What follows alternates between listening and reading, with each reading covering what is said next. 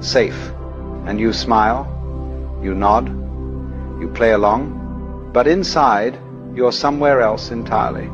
You're thinking about the conversation beneath the conversation, the patterns no one mentions, the questions no one's asking, and suddenly you realize you're alone. Not physically, but in every way that matters. This is the hidden cost of intelligence. The price nobody tells you about, the isolation that comes, not from being different, but from seeing differently. Let me tell you something about intelligent people. Something that might explain why you feel the way you do. Intelligence isn't just about knowing more, it's about perceiving more. Connecting dots that others don't see, following thoughts to their logical conclusions, even when those conclusions are uncomfortable. And here's the problem. Most people don't want to go there. They don't want to question the game. They want to play it. They don't want to examine the mask. They want to wear it. They don't want to wonder if the emperor has clothes. They want to complement the fabric. But you can't help it. You see the threads hanging loose. You notice the inconsistencies, the contradictions, the unspoken agreements everyone pretends are absolute truths. And when you point them out, even gently, even playfully, people get uncomfortable. Not because you're wrong, but because you're right. And being right about things people don't want to examine makes you dangerous. So they distance themselves. Not consciously, perhaps, not maliciously, but they do. They stop inviting you to things. They keep conversations shallow around you. They call you intense or overthinking or too serious. And you learn to keep your thoughts to yourself. You learn to dumb it down, to speak in half-truths, to laugh at jokes you don't find funny, to nod along with opinions you don't share. You learn to hide, because full honesty, you've discovered, is social suicide. Authentic expression is loneliness in motion. Hello and welcome to the show. And if you're one of those, then of course you're more than welcome on this channel, because our channel is full of intelligent people. Let's start the show. Welcome to Warren Thornton on Patreon.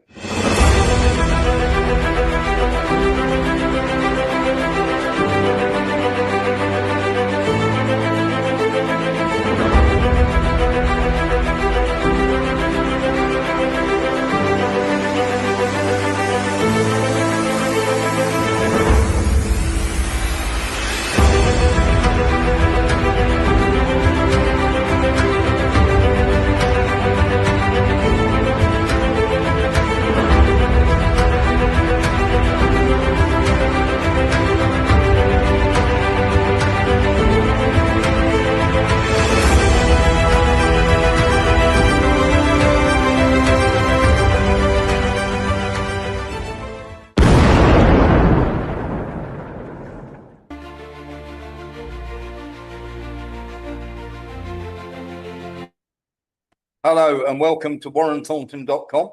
We have a heck of a show for you tonight. We've got lots and lots of stuff to be getting on with, lots and lots of stuff that needs debunking, and lots of stuff that you didn't know about. Plus, we have a massive exclusive for you tonight. It is the CIA, or I should say CIA and the Pentagon having a massive row with the State Department. And we're going to get into why that is so a little bit later. We're going to be showing you a video of the Air Canada at LaGuardia hitting the fire truck. We'll be talking about ambulances. We'll be talking about planted stories.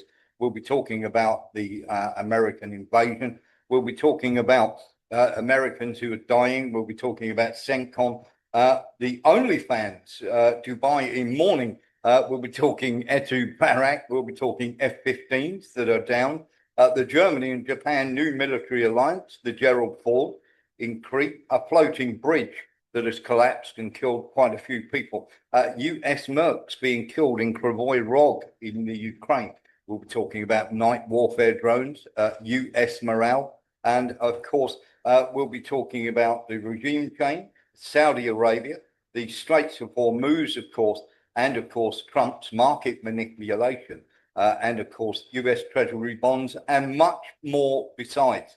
So we've got an absolute ton to get into, and we're going to do that almost immediately. Let's show you a video to start with, because we think this is quite staggering. Let's have a little look at this.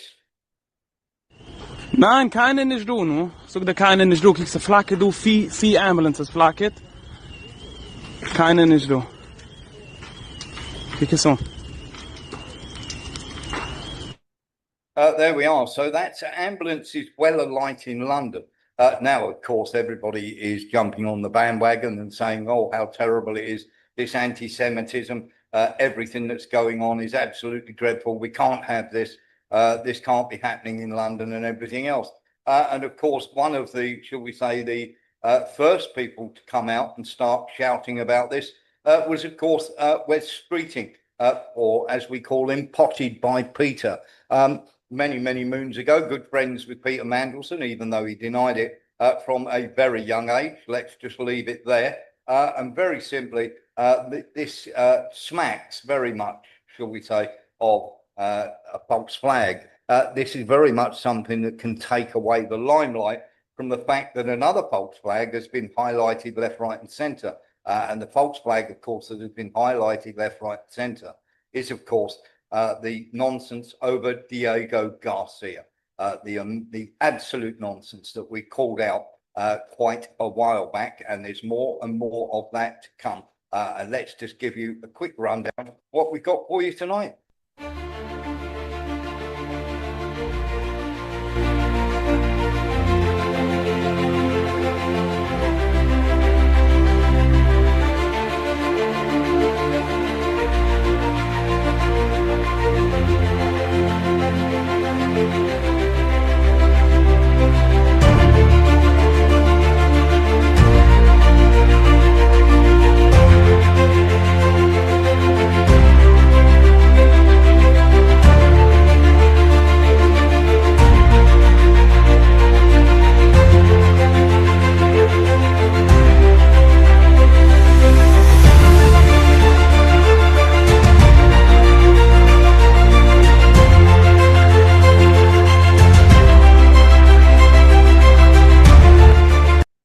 So there we are, lots to come. And of course, as I say, we've just done ambulances right now. And of course, we don't want to go too much into that because once again, it is a complete nonsense. And of course, it is meant to distract you.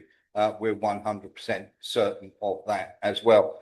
We have lots of videos concerning Donald Trump, who has turned around and said that Iran, of course, are wanting to talk and everything else. So let's have a little rundown of all Trump's speeches today.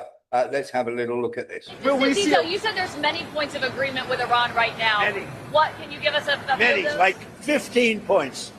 15 points. Iran has said yes. Well, they're not going to have a nuclear weapon. That's number one. That's number 1, 2, and 3. They will never have a nuclear weapon. Said yes to that? They've agreed to that. So not 15 points then. If not having a nuclear weapon is number 1, 2, and 3, then you've only got 13 points, surely. There is a lot of nonsense that is coming out about this. And as I say, we're going to have a deep dive into this because, of course, it is utter nonsense what is going on. Now, this is all part of the US drawing up the peace plan, no missile program for 5 years. This is what they're trying to put forward. 0 uranium enrichment. They're not going to agree to that. Nuclear sites dismantled. They're not going to literally have that. Outside monitoring of centrifuges. They don't mind that. Missiles capped at 1,000 kilometers. They're not going to have that because, of course, that makes Israel completely safe and leaves Iran completely vulnerable and no proxy funding. This story, of course, is coming from Axios, which is a complete nonsense. And, of course, Axios are one of those people, or should we say one of those group who turn around and say all sorts of strange things. The nonsense that is coming out from them is quite staggering. And of course, it's only going to get worse. And of course, we've got Trump talking more and more about these talks. Let's have a little listen. Mr. President, Iran's foreign ministry says you're not telling the truth when it comes to productive conversations to end the war. Well, they're going to have to get themselves better public relations people. We have had very, very strong talks. We'll see where they lead. We have major points of agreement. I would say almost all points of agreement. Perhaps that hasn't been conveyed. The communication, as you know, has been blown to pieces. They're unable to talk to each other. But we've had very strong talks. Mr. Witkoff and Mr. Kushner had them. They went, I would say, perfectly. I would say that if they carry through with that, it'll end that problem, that conflict. And I think it'll end it very, very substantially. We have very much in mind our partners in the Middle East. We've had great relationships with a lot of them, as you know. A lot of them were surprisingly hit. And I was surprised to see it, and so was everyone else. But we have, they're very much in mind in the discussions. So the discussions took place yesterday. They went into yesterday evening. They want very much to make a deal. We'd like to make a deal too. We're going to get together today by probably phone, because it's very hard to find a country. It's very hard for them to get out, I guess. But we'll at some point very, very soon meet. We're doing a 5-day period. We'll see how that goes. And if it goes well, we're going to end up with settling this. Otherwise, we'll just keep bombing our little hearts out. There we go. So that's Trump's speech there. He had some other stuff as well to say. Have a little quick look. So tomorrow morning sometime, their time, we were expected to blow up their largest electric generating plants that cost over $10 billion to build. It's a very good one. There was no dearth of money. And one shot, it's gone. It collapses. Why would they want that? So they called. I didn't call. They called. They want to make a deal. And we are very willing to make a deal. It's got to be a good deal. And it's got to be no more wars, no more nuclear weapons. They're not going to have nuclear weapons anymore. They're agreeing to that. Any of that stuff, there's no deal. Right. So let's get into this a little bit then, because Trump has come out and said that they spoke to them, that literally Iran called them begging for a deal. That is complete and utter nonsense. And Iran have turned around and said it is complete and utter nonsense. Sean Murphy. Well, he just stated there, they're not going to have nuclear weapons anymore. Well, they haven't got any, and they never did have. No. So you can take what he says with a pinch of salt, because he's totally wrong. He's got it all wrong. Yeah, it is quite I've just seen a lovely photograph of him having a conversation with the Iranians. Yeah, and it was Trump standing in front of a mirror. Yes, exactly that. Nillis.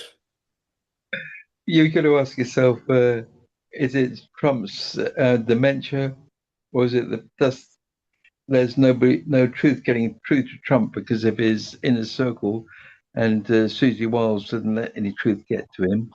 Or does the Israel, he's just got the ear of Israel and he's just hearing that? Because throughout the whole of this thing, it's never been based on truth. His whole attack on Iran, and women being beheaded for not wearing head veils, to Iran being the worst terrorist organization in the world, and fanatic, evil Ayatollah, who's, they say his most favorite Western book was Les Miserables by Victor Hugo, which is so very compassionate sort of person really. So, quite staggering. Yeah, he's divorced himself from the truth. And he certainly backed himself into a corner. It's a bit like the Western media, anyway. If you rely so much on lies, it's not good for the soul. It's not good for the whole country, and it's not good for the individual either. Yeah, exactly that. Lee Williams. Basically, I believe personally is a compulsive liar. That's number one. He's matched to Starmer. The second thing is when he actually says things like peace talks, is he talking about when they're going into that island famously that Iran know they're going to head to? Yeah, it is quite staggering, the absolute nonsense that is coming out over this. And as I say, we're going to get into this in a big way because they have been back channeling like crazy. Louis Bastos. Morning, Warren. It's just the same thing Hello. as Iraq. It's like almost like a copy of Iraq. What happened? Yeah. They don't have anything. Yes, if it ain't broken, don't fix it. You know, one of those. We can keep lying through our teeth. Iran, of course, have come out and said absolutely no, that this didn't take place, and they're not having it in the slightest. And I've got to say, I totally agree with them as well. The nonsense that's been coming out about this is no surprise to anybody who's been following this very, very hard. Trump has, of course, many times said that they've been calling and they haven't been calling. But this time, it seems to have really turned around and bitten him in the backside. Here we go. Very, very simply, they were game planning out this possible call and everything else. And once again, as I say, now, where did this story originate from? Well, let's get into this a little bit because it is interesting. Of course, like the nonsense story that came out about the missiles that were to Diego Garcia, this always comes from a source. And of course, the source this time is, of course, the Axios, who, of course, let's be absolutely clear here what happens. Axios print stuff that is given to them by the State Department, by the State Department or Mossad. And of course, there's a good reason for that. And of course, the Wall Street Journal is the preferred paper of the CIA. So here's the journalist who broke the so-called journalist who broke the story. His name is Barak Ravid, and he works for Axios. Now, he's the one who turned around and said it's a breaking story. They all want to get around the table and talk. And of course, this is complete nonsense. And why is this nonsense? And why is Barak Ravid suddenly got all these stories? Well, it's very, very straightforward. Barak Ravid is an Israeli journalist who moved from military intelligence into high-profile media roles. He served around 6 years in the IDF, including as an officer in the Unit 8200, the IDF's main signals intelligence and cyber intelligence unit. After his military service, he went to and a BA in Middle Eastern history from Tel Aviv University. He began in journalism on the news desk of NRG and later became the chief diplomatic correspondent and commentator at Channel 13 TV. He then transitioned to the US media landscape, working as Axios' Middle East correspondent and later as a political and foreign policy analyst for various other outlets. So let this be a lesson to you. If you see a story from this guy, his name is Barak Ravid, or you see something from Axios, you see something from the Wall Street Journal, avoid it like the plague and treat it for the absolute nonsense that it is. And as I say, Iran have just turned around and gone, absolutely no way are we having any of this. And of course, these people, it may not be very evident to you, but when they do these things and they move these people into the alternative sphere, because when you're in the alternative sphere, it is very, very easy to be distracted by the fact that these people suddenly have a huge following. Okay. When these people have a huge following, suddenly appear from nowhere, suddenly appear working for one of these outlets, or you get these people and you know that the money that's backing them, the reason they become so popular is the Israelis are absolutely brilliant at this. And what they do is they get loads and loads of bot farms. And if you've never seen one, we're going to show you one now. They use loads and loads of bot farms. And of course, what they do is they then all interlink. You get a team of about 7 or 8 people working around the clock, who look after these bot farms. Here's one now. You will be amazed how many of these are available and how many of these the Israelis actually run. Olha isso. Meu Deus do céu, são centenas. Dados no YouTube, é uma fazenda de visualização. Quem montou isso aqui gastou uma fortuna. A gente precisa chamar o pessoal da inteligência agora. O celular até o teto. Parece uma colmeia. Vai dar trabalho. So there you go. That's what one of those bot farms looks like. And of course, off a beach phone, they can run God knows how many accounts. So that is exactly how they do it. Nicholas. Yeah, it's not only the bot farms, it's all the legacy media really that have been taken over by the Zionists. Yes, from local newspapers and to radio stations, talk radio, legacy, the BBC, the independent television stations, not only in the UK but in Europe and in America, in Australia.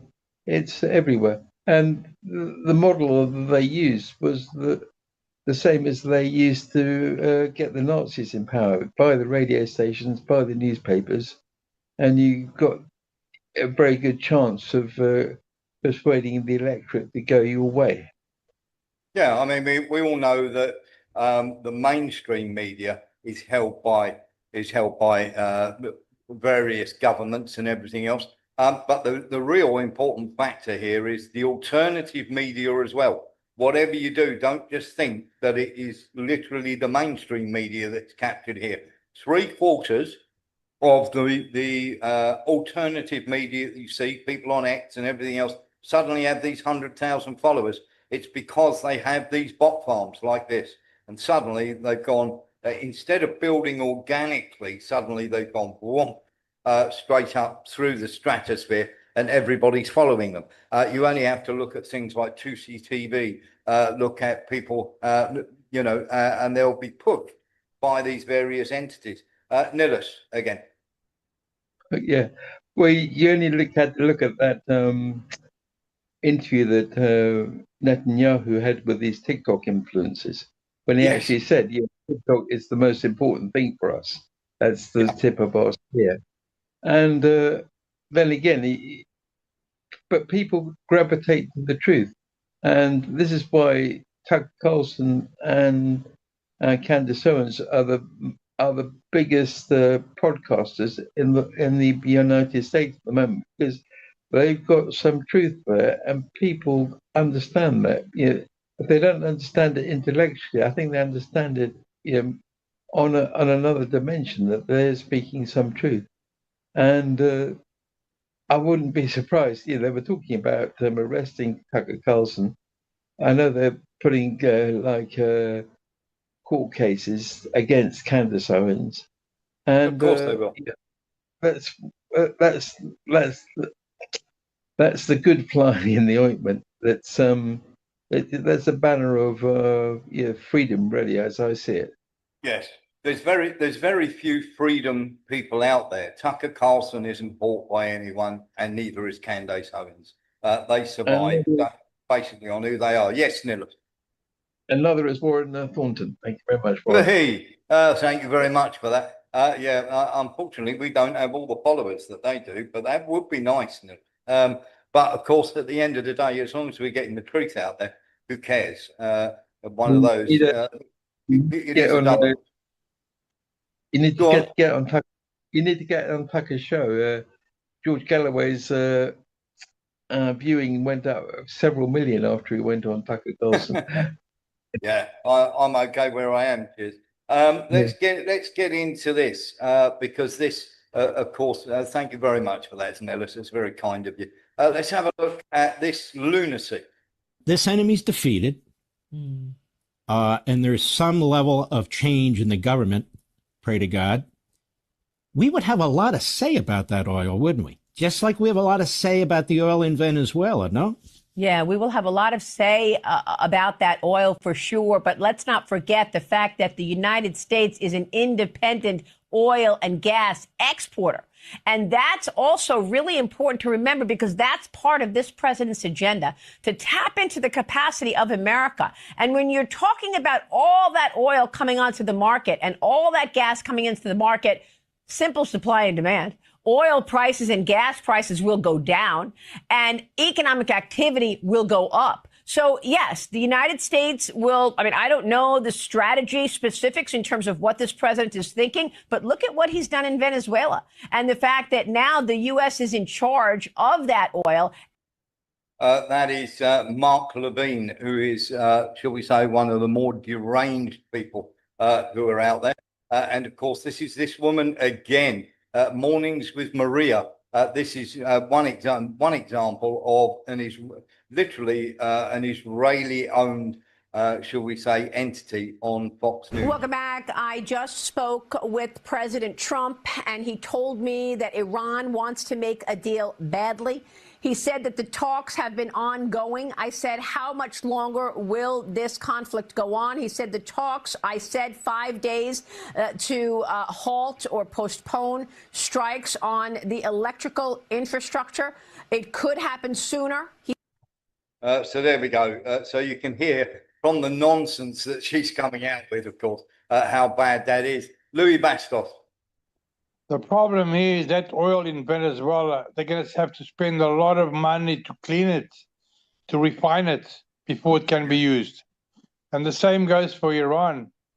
I don't know what these guys are thinking, really. They must have a lot of money to do that stuff. Yeah, it is a very, very strange thing. And of course, we're going to get into, These talks go well and you reach a ceasefire agreement with Iran. Do you believe Israel would abide by that agreement? I think Israel will be very happy with what we have. We just spoke to Israel a little while ago. I think they'll be very happy. This will be peace for Israel, long-term peace, guaranteed peace. If this happens, and I can't guarantee it, but I think it's going to. My life is a deal. That's all I do is deals my whole life. I think this is something that's going to happen. And why wouldn't it happen? So tomorrow morning sometime, their time, we were expected to blow up their largest electric generating plants. Now, very simply, what happened is a bit of a row broke out. And many people were advising Trump that this is not the way to go. And in fact, there's all sorts of Armageddon could happen. This is complete nonsense, of course. They have not spoken. And the Iranians have come out and absolutely called them out and said, this never happened. We are in no way talking whatsoever. And of course, we have all sorts here. Here we go. Every week, Trump makes these kind of statements to drive down oil prices. Even his 5-day deadline aligns with closure of the energy market. But in reality, there are no negotiations underway, nor does Trump have the capability to reopen the Straits of Hormuz. Iran's firm threat has once again forced Trump to back down. And that's pretty much where we are, because when we're talking about the negotiations and what's gone on, it is very, very straightforward and very, very easy to work out exactly what has happened here. Trump is backed into a corner now, and he has to find a way out. And he has been calling. He's been calling lots and lots of different people. Sean Murphy. Well, Warren, the reason he's given it a week is because he needs a week to come up. After a week and nothing happens, you're not going to hear about this again, I don't suppose. But he needs a week to come up with another cunning plan.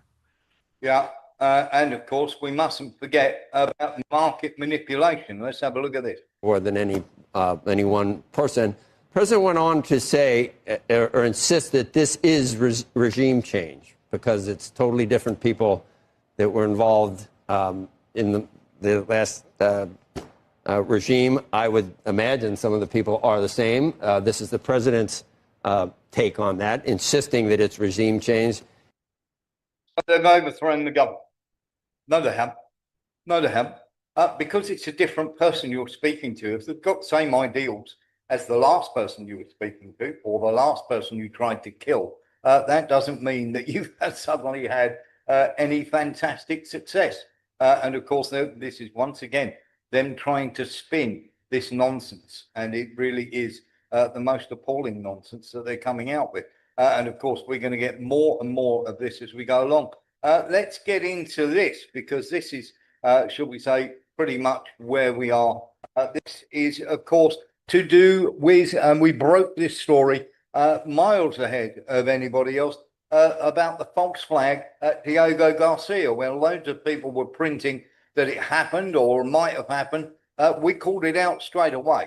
And of course, we're not trying to say we told you so, but we did tell you so. Let's have a look. In Diego Garcia, and it's 4,000 kilometers away, whilst Iran hitherto was imagined and had stated its maximum range was 2,000, and that A, this made you liars, and B, it meant that Piers Morgan's studio might get one of these missiles down its chimney. Did Iran fire 2 missiles which narrowly missed their target in Diego Garcia? Or was that somebody else that did that? Iranians have said that they did not fire those missiles. And they also say that they did not fire missiles towards Turkey or Oman. And therefore, those, we must conclude that these are false flag operations. But just one thing that I wanted to add, George, is... So he went on to talk about other things, but he's quite clearly stating that, of course, Iran had nothing to do with it, and he's not buying any of this nonsense. Thing is clear that I think someone spoke sense in Donald Trump's circle and perhaps him directly, that if these strikes take place, it is going to be catastrophic for the civilian society, the civil infrastructure in Iran and the civil society inside this country, and also the retaliation that we might potentially see from Iran toward the Gulf states, but also Israel, will most certainly be enormous. So I think the cost is now outweighing President Trump's bombast and threat. There we go. So Sky actually speaking a bit of sense there. And of course, this was never going to happen, because they know that Iran can carry out shall we say, their threats. We've already seen them striking the Navy, and of course, then Iran closed the Straits of Hormuz and the tankers. And as we're speaking, Israel are still bombing infrastructure inside Iran, and they are doing that on America's orders. So please don't think for one second that America are holding off for the next 5 days, because they're not. Okay, they really are not. And of course, they're going to keep bombing, but they're going to do it through Israel. And of course, Israel will take the blame for it. And they're quite happy to do so, because they know that this is part and parcel of what the plan is. Now, there have been phone calls. They phoned the Chinese. They have phoned absolutely everybody. But a really important phone call took place between Lavrov and Arachi. Lavrov was turning around and saying how awful the behavior of the Americans was. Arachi was agreeing, and Lavrov said it'd be a great idea if we can get peace. And of course, that needs to happen as soon as possible. Now, the Russians have done the back channel that they were asked to do, and they were asked to do that by the US State Department. We can tell you that.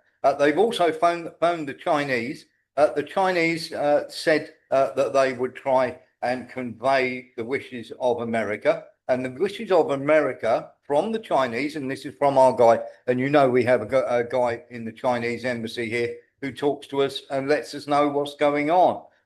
He has turned around and said that America are trying to put forward the same deal, and Iran won't pick up the phone. They're trying to put forward the same deal as they had. Iran are not having a bar of that at all. And in fact, literally, they turned around and said it's perfectly acceptable to have the deal that we had previously. And Iran said, why would we trust them a third time after they bombed us twice? And of course, they want nothing further to do with them.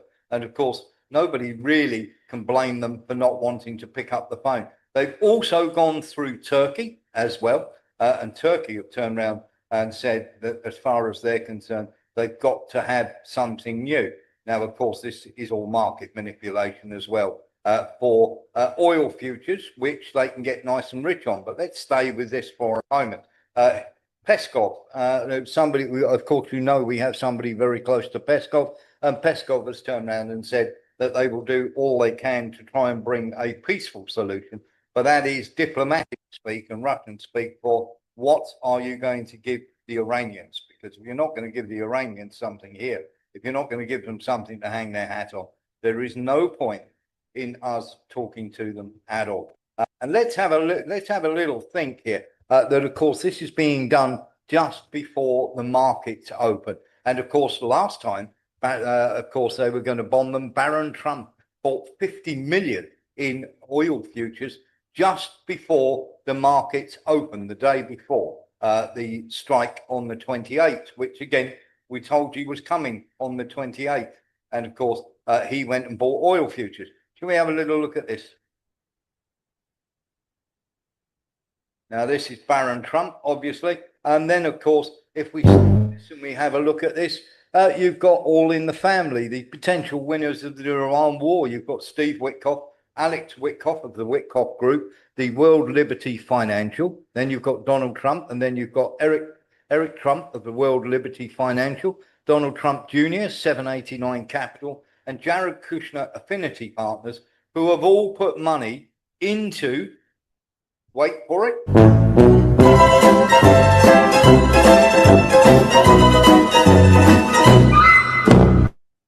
they say war is a racket. Well, certainly is. Lockheed Martin, Palantir, and Anduril, all of these companies have invested since Trump took office in these. And of course, how can I put this?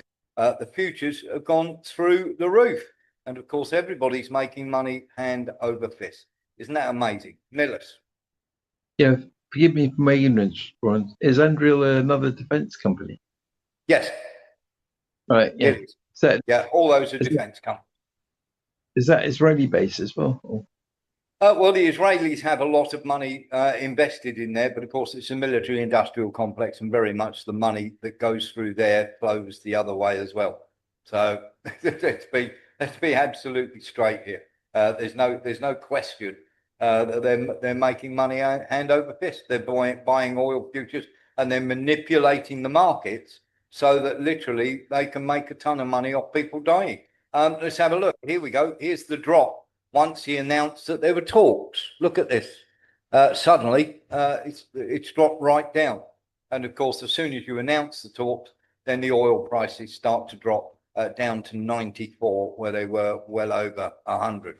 And of course, you can bet your bottom dollar, and we'll be keeping a close eye on it. You can bet your bottom dollar, or in fact their dollars, that they're doing exactly that. They're making a stack of money on that. And of course, as soon as we have the evidence of that, we will bring it to you, because it's not, as I say, it's not going to stop. They're going to keep going with this. And of course, you shouldn't be fooled by this statement in any other way. It is making money for Donald Trump, his family, and his friends. I am pleased to report the United States of America and the country of Iran have had, over the last 2 days, very good and productive conversation. No, they haven't, regarding a complete and total resolution of our hostilities in the Middle East.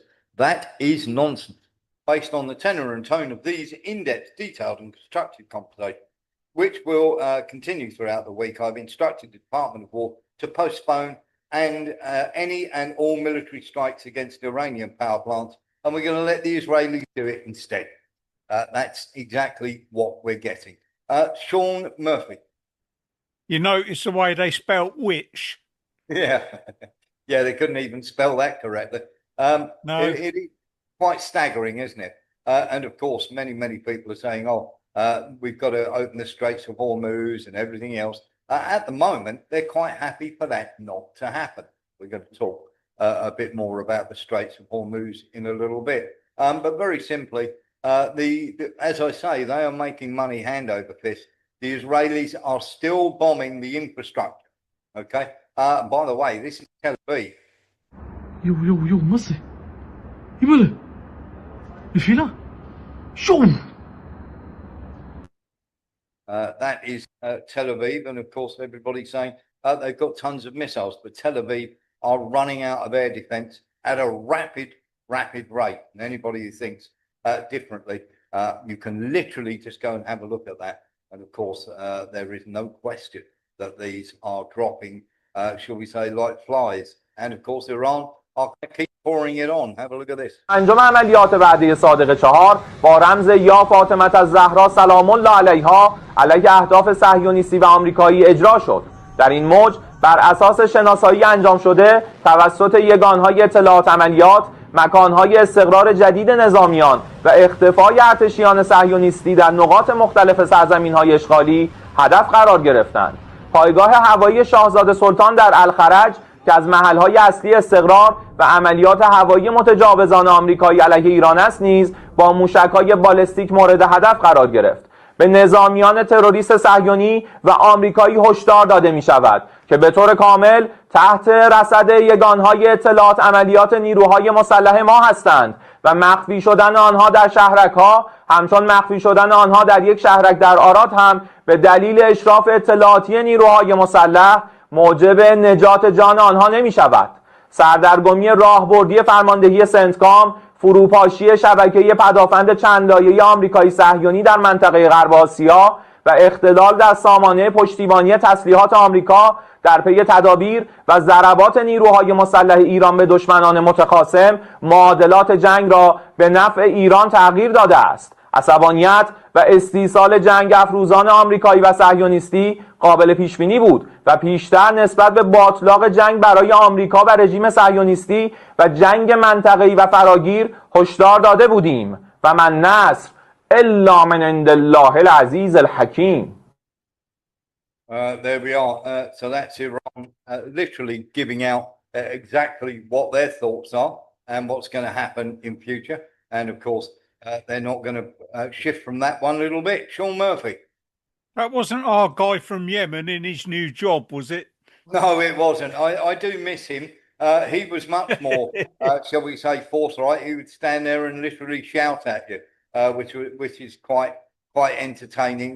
And of course, anybody who's ever seen the Yemeni spokesman would turn around and go, it's absolutely hilarious. But the Iran spokesman's got nothing on the Yemeni spokesman. The Yemeni spokesman is absolutely brilliant. This is Etu Barak. And of course, he is, let's be honest here, Peter Mandelson's friend and Jeffrey Epstein's closest person. חושש מאוד שזה לא מעשי שאני צריך לעשות את זה. אני חושש מאוד שגם את הצד השני. האיראנים בחרו באסטרטגיה שהיא ידועה ברבים מזמן, אבל משום מה היא לא זכתה לטיפול שיטתי בערכת מצב. האם ניתן לפתוח את מצרי הורמוז? להערכתי, אני אומר בכאב לב, בשביל לעשות את זה צריך להוריד שם 2 דיוויזיות אמריקאיות, להתארגן להיות שם חודשים. ככה נראתה תחילת המלחמה בווייטנאם, ככה נראתה תחילת המלחמה בעיראק, ככה נקרא באפגניסטן. זה בהתחלה מצליח, אגב, כל המלחמות, גם הפרק החדש הזה שלנו, צריך לדעת, מלחמה יזומה, מתחילה בהישג מזהיר, העמקת נזקים מרשימה, אחר כך שלב הדשדוש, לפי דעתי נכנסנו אליו, ואם לא יודעים לצאת ממנו ולחתוך בזמן, הוא נגמר במשא ומתן בתנאים נחותים ממה שהיו לפני תחילת כל העניינים, או בתבוסה. אז מה היית עושה עכשיו? רגע, ואמריקה לא ניצחה אף מלחמה, היא ניצחה כל קרב כמעט, לא ניצחה אף מלחמה ב-60 שנה האחרונות. צריך את כל הדבר הזה לחשוב, ואני מקווה מאוד שאני טועה, אני חושש מאוד שאנחנו בתחילת הדשדוש. בוא נדבר על... There's Barack throwing America under the bus, and they've started doing this, by the way, and this is just a tactic that they do. America throw Israel under the bus, Israel throw America under the bus, and they are working hand in hand. This nonsense, US is holding talks with Iranian parliamentary speaker Mohammed Baghdad Ghalibaf, source tells Jerusalem Post, and of course this came out through them as well. Now, once again, they have turned around and say this is complete nonsense. And of course, that we don't, and we have not been holding talks. And he has come out and personally denied that he's had any contact whatsoever.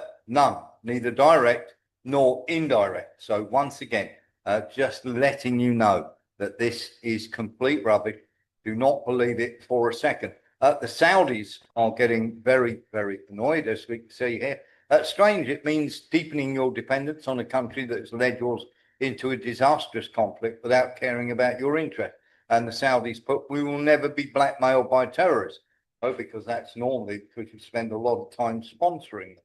And of course, that nonsense from the Saudi Arabians. Saudis have always been in this. They've never been away from it. The Saudis and Israel work hand in hand with America. They always have done, and they'll continue to do so.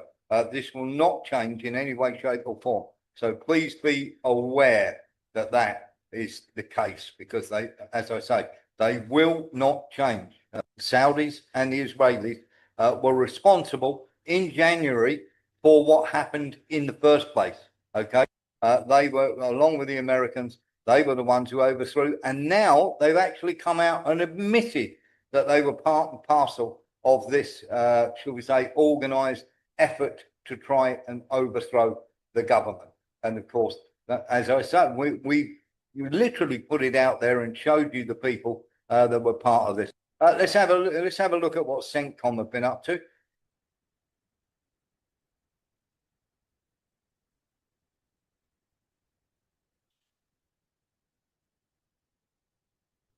So they've been blowing up stationary wagons and what they and shall we say stationary boats and everything else. But many of these people, of course, shall we say, very little has actually been damaged that is really important. And of course, CENTCOM came out with absolute nonsense over this. Let's have a look.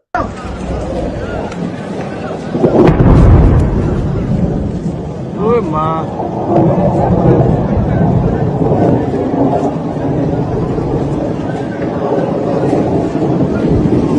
سرزنا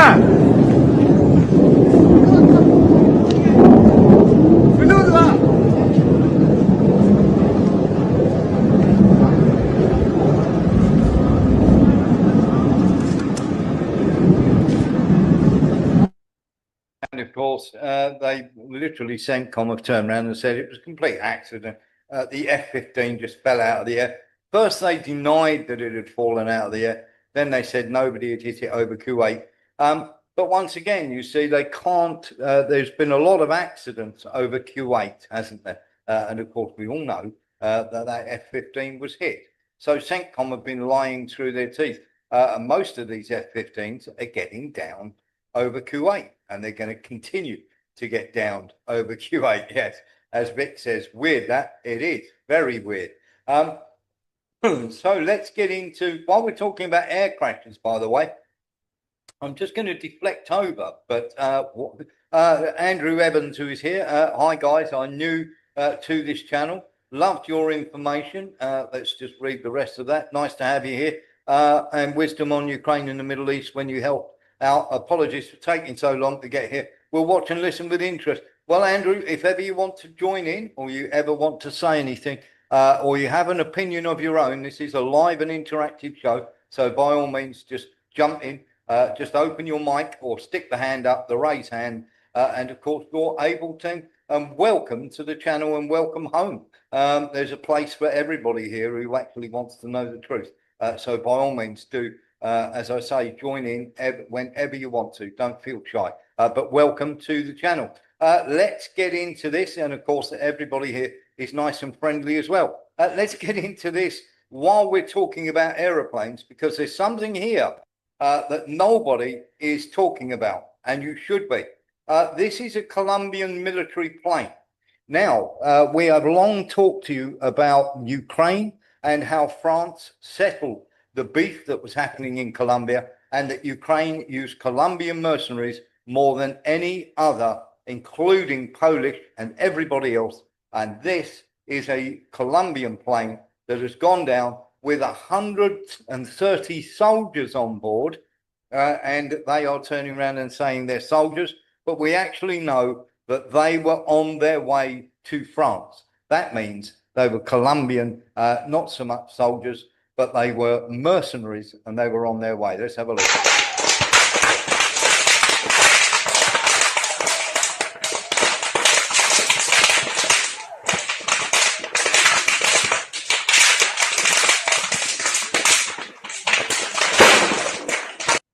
And as far as I'm aware, there's only 1 or 2 survivors. Sean Murphy.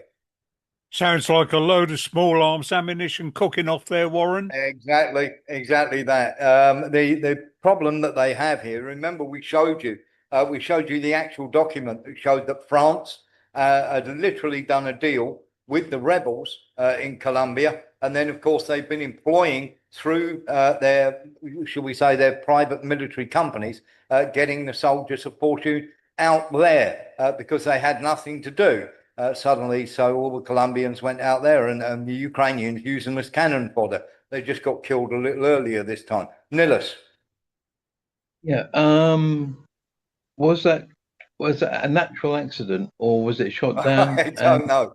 I don't know on that, but we checked with our friend at an embassy, and they turned around and said yes, they were on their way to Ukraine. And do we know which country it crashed in? Colombia. Well, Colombia, right. So it didn't get very far. No, it didn't get very far at all. Rather like the rockets that were going to Diego Garcia. Lee Williams. Question is, why would they be taking explosives on a plane for one, and two, has Ukraine got enough explosives and stuff? They were taking ordinary weapons. That's small arms going off. If it was, shall we say, bigger explosives and everything else, you'd have a lot bigger explosives. But that sound you're hearing there, that is rounds cooking off. That is, or bullets cooking off.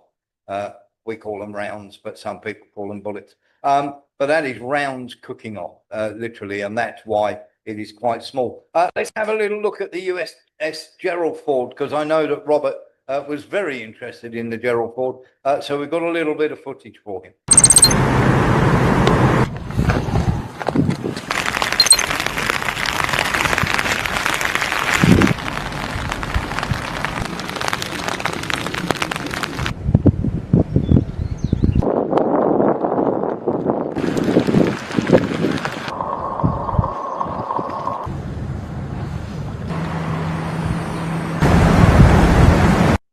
Now, the so-called fire that they had on board, of course, the damage to the back of the ship, quite extensive. And many people say, oh, that was on fire, but that was the fire, okay? People are getting this conflated. There's been 2 fires, okay? One on the Gerald Ford, which is the laundry fire, which is fine. And the damage looks quite extensive, so it might not be a laundry fire, but okay, that's fine. But the Lincoln, that was hit by a reconnaissance drone that they shot down. It wasn't bombing the boat, the Abraham Lincoln whatsoever. They shot down and that crashed and caused the extensive fire. Sean Murphy. Oh, I just wonder if they're importing Beko washing machines from Turkey to replace the laundry machines on the carrier, Warren. Well, the rumor, and it is a rumor, I'm going to say here, it is a complete rumor, is they turned around and said that literally that the people on board the Gerald R. Ford, the sailors, had started the fires on purpose because they were still very hacked off. That they were meant to have, they were meant to be only deployed for 6 months, and of course they'd miss birthdays, funerals, wives, and everything else. Well, don't become a sailor if you yearn for home. It's not a good life for you. And very, very simply, that they were fairly mutinous compared to, with the toilet problem and everything else. And they decided that they didn't want to stay out there any longer, so they set fire to the laundry room. But that meant 600 men, and that's telling, isn't it? 600 men sleeping on the floors. So that tells you that they don't have their full complement. 5,000. Nillers. Yeah, I've been watching some YouTube documentaries about these aircraft carriers. They're not allowed on deck. For example, if there are airplanes on deck, the ordinaries aren't allowed on deck. Many of their cabins are directly under the flight decks. So when they're trying to get to sleep, all they can hear is loud engine noises and loud noises of the catapults sending the planes off, and the catapults catching the planes. And there's a general sleep deprivation there. And and also, they're not allowed home to their. Not only have they got to stay within the hull of the ship and not allowed out, but they're not allowed to have any leave either. And I'm sure that people are just there really to either get a free. It's if you're in the United States military, you get your medical bills paid for life, I think, and get a career. Have something. A lot of those people are sort of like, they're sort of typical, people off the Bronx and all that sort of thing. And I don't know if it's still the same, but it used to be very racially divided, the ships, didn't it? Life on board ship. Well, the expert on that would be Louis Bastos. Louis. Well, for starters, it's very claustrophobic downstairs. Well, you got all the engines, the generators, the running, and the freezers, and the machines running inside the boat, plus all the communications and the talking on the radios. You can't really sleep. I mean, even on a little yacht, a 50-foot yacht, you finally imagine to fall asleep on like the third day that you've been 4 hours on, 4 hours off, 4 hours on, 4 hours off. It's a constant noise on a motor ship. Sailing boats are easier because you run generators like 1 hour every day. But ships like this, it's a constant noise of generators, engines, and those engines are big. You can go right through the hull. The problem is you can't go on deck because there's no handrails, which are safety rails for people to fall off. And I'm sure people do fall off, but they don't tell us. But there's no space. There's no space on these ships to actually breathe fresh air unless you come on deck. And this is why people get very demotivated and demoralized and anti what they're doing. Thanks. Yeah, thank you very much for that. And I have to say, and this is a point here. I spent 6 weeks when we went down to the Falklands on board the submarine. I hate them because I wasn't a sailor.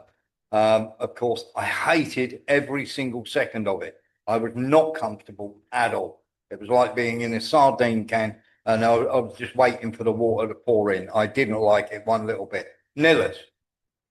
Yeah, I listened to a TikTok of an ancient, not an ancient, an ex-submariner.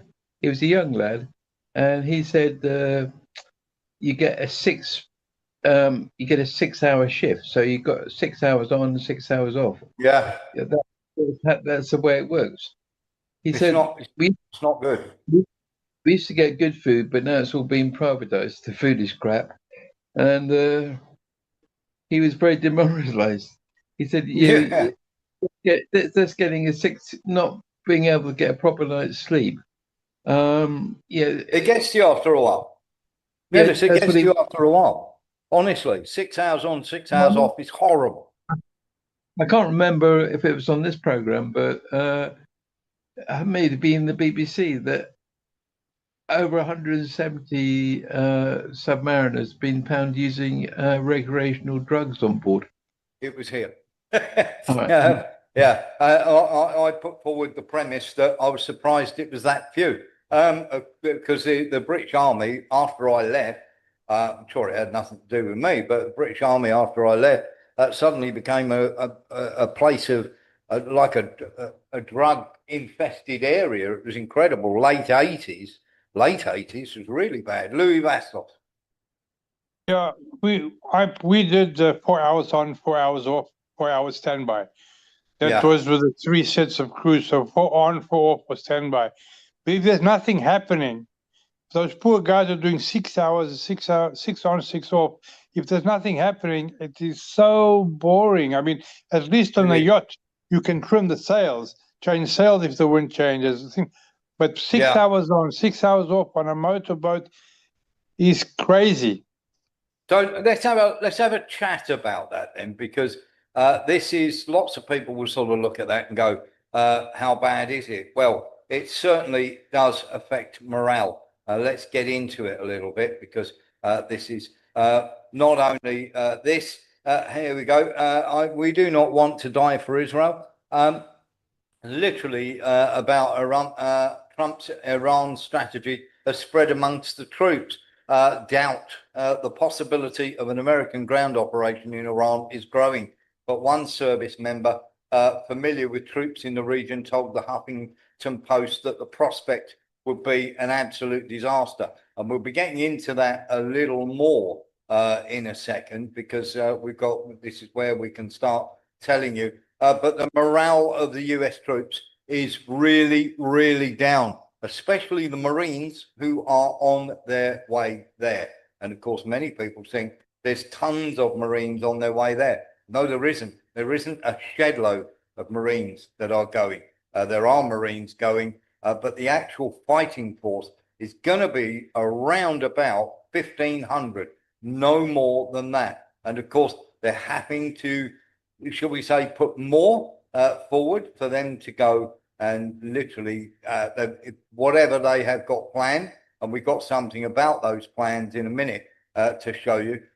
Whatever they've got planned is not going to go well, and the troops are very, very much against it.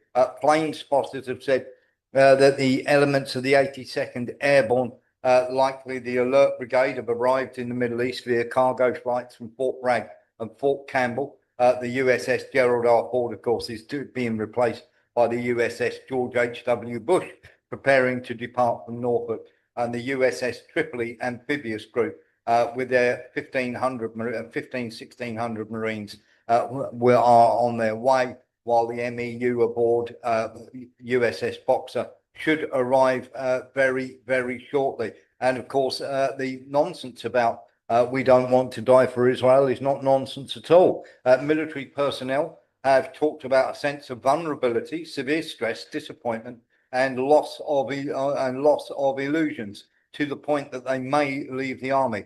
American troops are suffering from insufficient protection and planning, and the serious destabilizing impact of Iranian ballistic missiles and drones, which have repeatedly attacked American military facilities.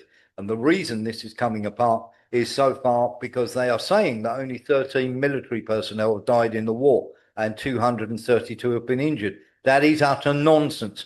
We can tell you that CIA, military personnel, and of course military, should we say paramilitary personnel, or people from paramilitary companies.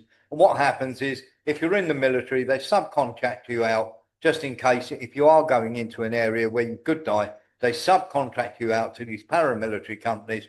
Then, of course, you are a mercenary rather than you're part of a private military company rather than part of the military, and they can deny that you are there. 255 dead, 733 injured. Okay? 200, as I say, well over 200 dead, well over 700 injured. They are claiming, the Americans are claiming, 13 died and 232 have been injured. You add the CIA and the people who have been made out to be mercs into that, and a ground operation, they believe, would be an absolute catastrophe. We don't have a plan for any situation, soldiers have said, and we can't even fully protect even one land base in the theatre of military operations. Now, a top-ranking official that we spoke to said the guys don't want to die for Israel. They don't want to be political pawns. And over the past 2 weeks, they've reported the status to us of conscientious objectors 6 times. And as he said to me, I've been in the army for almost 20 years. People have never approached me like this. And he is somebody who mentors young officers. Now, given that, Mike Prisner, the executive director for the Center for Conscience and War, said that in the past years, his organization received 50 to 80 applications from conscientious objectors per year. In March, there was a 1,000% increase, and at least one new military personnel contacts the organization daily. On Friday, he reported the group is processing accelerated applications for conscientious objector status from military personnel of the Army, Navy and Marines who have been informed and that they will be deployed this weekend. The increase in the number of conscientious objectors is also confirmed by Matt Howard, the co-director of the group About Face Veterans Against the War. At the same time, sources note both utter dissatisfaction and a sense of obedience among many military personnel. For reference, Americans have an analogue of the expression SZCA. We call it AWOL, which is absent without leave. Sean Murphy and then Nicholas. Well, Warren, the problem is this MEU are basically cannon fodder, aren't they? Yeah. They want to put those 1,500 guys on that island. They don't care whether they're killed. They want to see what sort of response they are going to get from the Iranians. That's all it is before they decide that they will, you know, if the response is horrendous and the losses are horrendous, that they may have to rethink the boots on the ground. But they want to, they're basically, those guys are expendable as far as they're concerned, and they're using them to test the water. Aren't they always? And of course, many people come out with nonsense like this. We've got Nicholas next.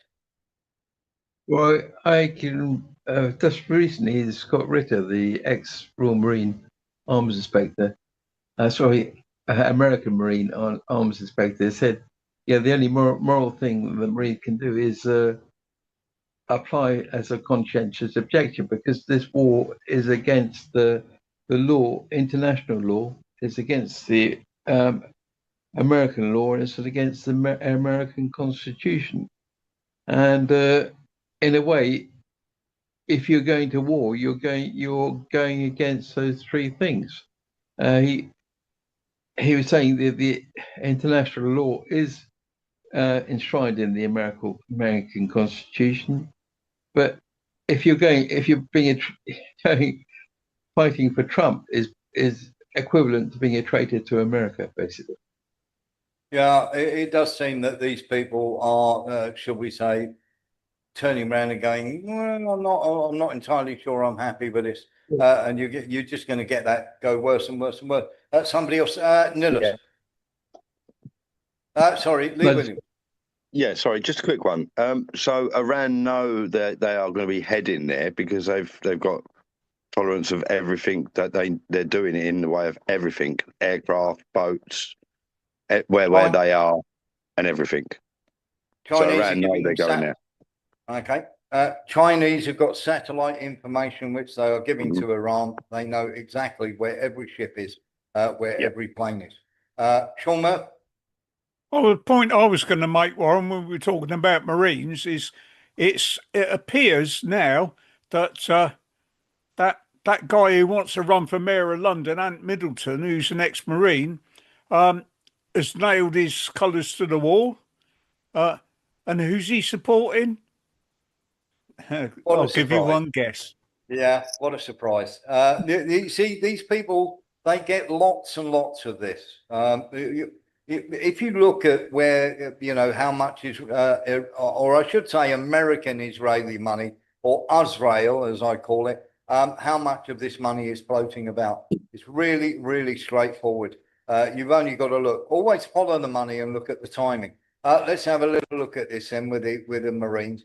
So a contingent of around 4,500 US sailors and Marines, see how they word this, is heading to the Middle East, including an infantry battalion, landing team backed by helicopters, F-35 fighter jets, and armoured landing vehicles. The Pentagon also sped up the deployment of a similar unit, the 11th Marine Expeditionary Force from San Diego, defense officials said last week.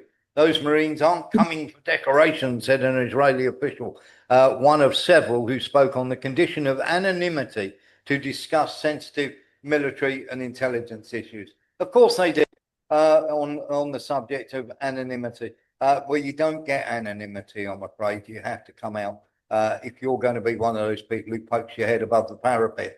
So let's get into a bit of this then, because the military are not happy about this. And there's some good reasons why. So let's get into this. Hague Island, first of all, bad idea, bad idea. This is Hague Island up here, just showing you the full map. So here's the Gulf, and you're talking around 1,600 kilometers to Harg Island. So you've got to sail all the way around there, and then suddenly you've got to do all sorts of crazy things to be able to get those people, how can I put it, to literally go and do what they want. MPIM wants a word, MP? What if Cog Island's all a distraction? That's exactly what we're about to discuss in a second. Harg Island, by the way, or Carg Island, whichever you want to call it, is not what you call a viable option, and nobody in their right mind would have any bar of trying to take this place over. It is a very small island. Let's very quickly, if you didn't watch the show last night, quickly take you through it. If you try and sail through there, you're going to get blown out of the water. You're going to get attacked all the way in there, all that way there. If you try and sail across from, say, somewhere like Kuwait or whatever, that might be an option, but again, they can still pick you up. And Harg Island is very flat. There is very few hiding spaces indeed. And of course, it'd be quite easy for the Americans to take it with a large land force.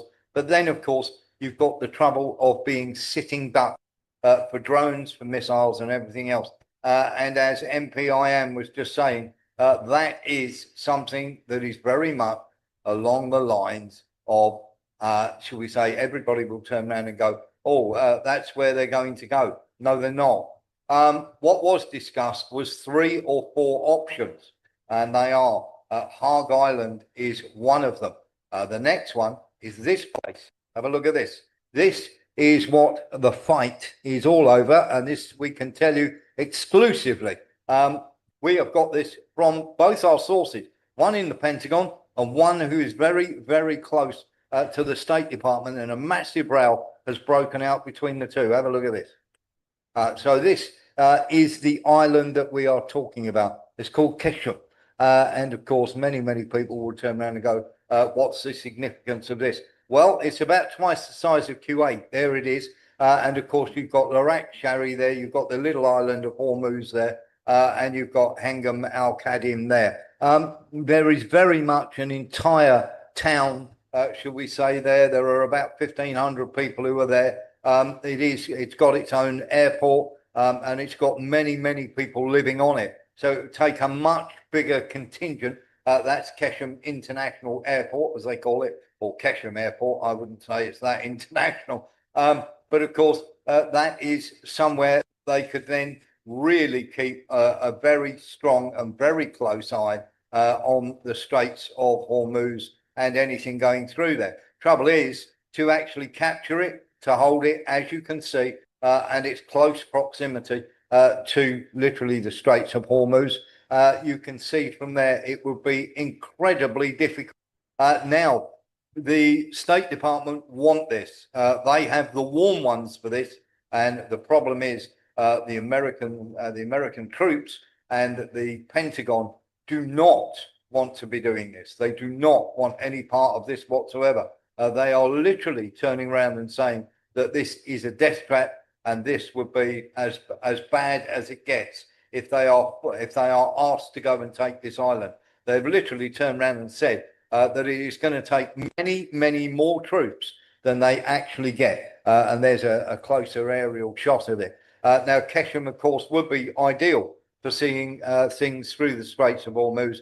But when you look at where it's situated, this is really, really easy for you to be picked off. Now, there are mountains there. There are also lots and lots of Iranians there. So first of all, you've got to subdue them.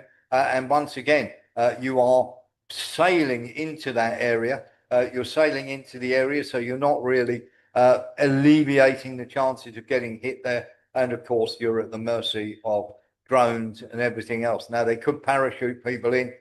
They literally, if they put Marines on that island, it's got to be part of a much, much larger invasion force. And when the Pentagon and the State Department had a chat, and this was only 2 days ago, and literally they've turned around and said it's unworkable. Trump wants to go in there with no more than 10,000 troops. They have said, the military have turned around and said, to hold it, to be able to hold it successfully under the amount of firepower that they would come under, they would literally need to mobilize around about 50,000 troops and of course, should we say, a much bigger flotilla of boats and much bigger drops of weapons, that the organisation of this would take months and months and months to get ready. And it is not one of those where you can just sail in there, stick a few guys down, 5,000 guys down, and suddenly hold on to it. They have said it would be a massacre. And of course, it is being pushed quite hard by the State Department. Marco Rubio has finally listened to what's being said and has spoken to Trump. This is why we've got Trump trying to put out peace feelers. Louis Bascom. Yes, I agree as well. You need at least 50,000 top of the range troops, not greenhorns.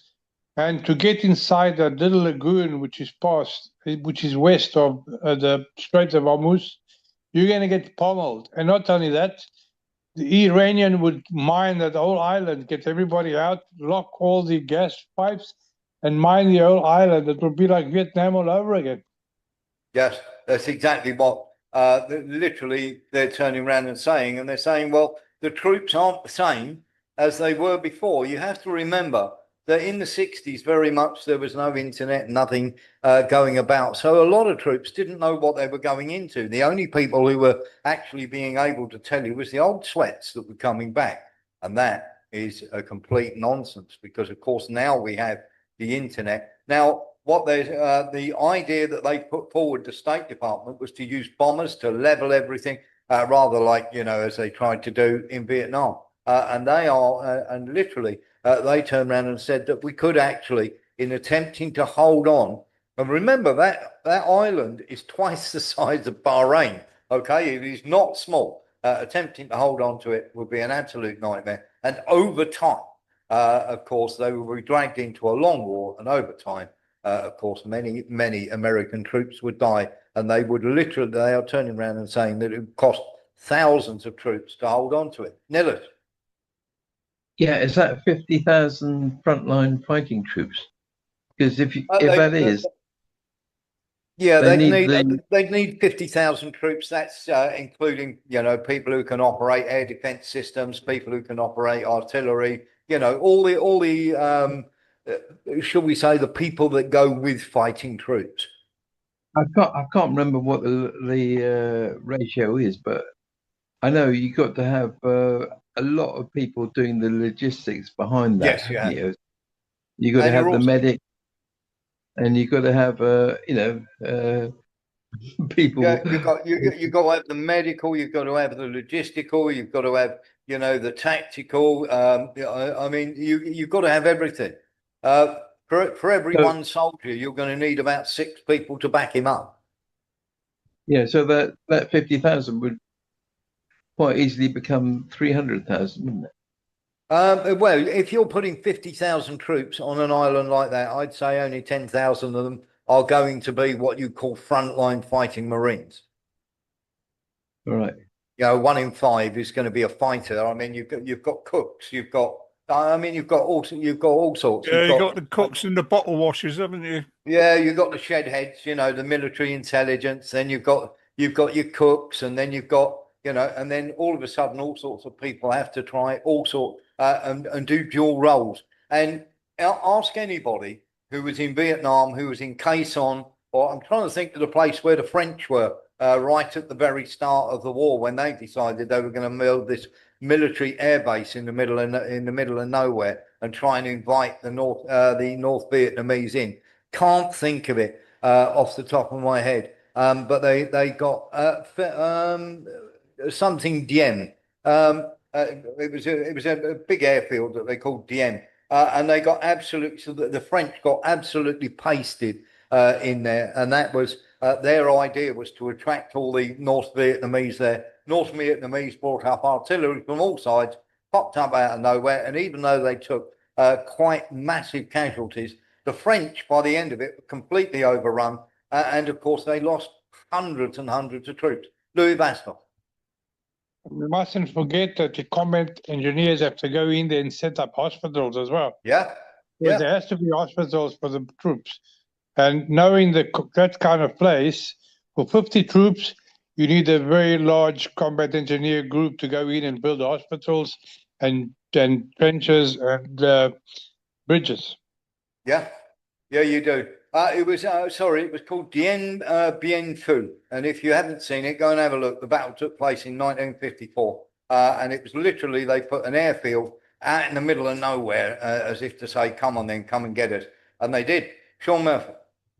Well, I remember on Desert Storm, or Operation Granby as it was called in the UK, we set up our own hospital as a unit, but we did have some engineer support.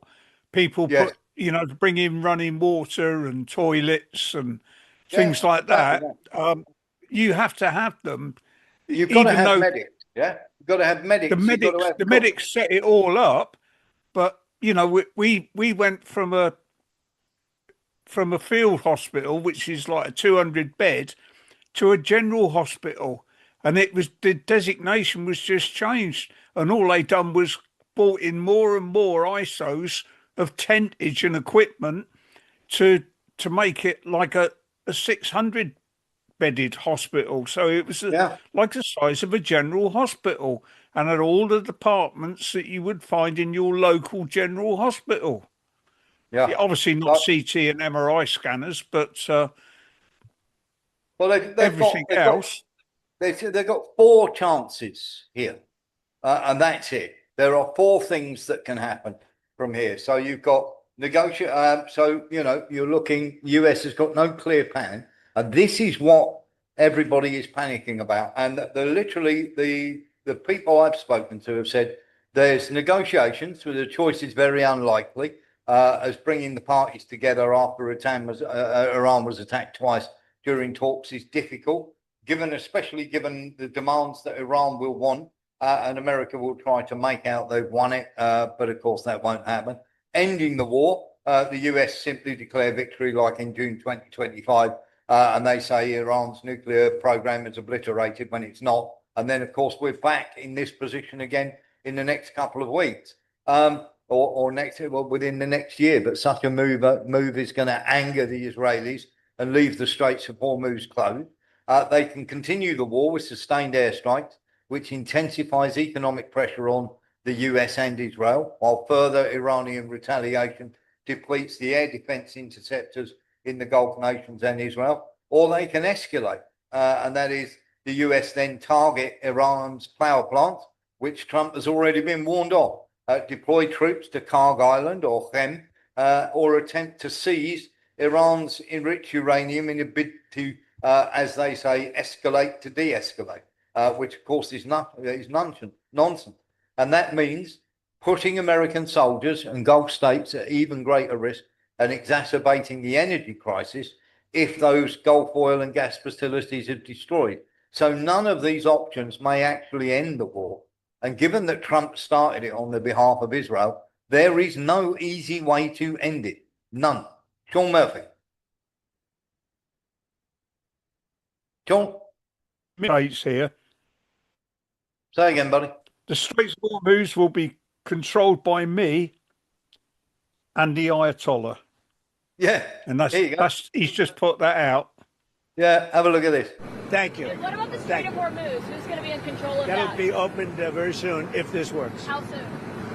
And who's in control of it? Will Iran still be able to control the flow of oil? Be jointly controlled. By who? Maybe me. Maybe me. You want the United States to be in Me control and the Ayatollah, whoever the Ayatollah is, whoever the next Ayatollah. Look, and there'll also be a form of a very serious form of a regime change. Now, in all fairness, everybody's been killed from the regime. They're really starting off. There's automatically a regime change. But we're dealing with some people that I find to be... No, that's a personnel change. Personnel change and regime change is a totally different thing. Let me just make that very, very clear to you, Donald.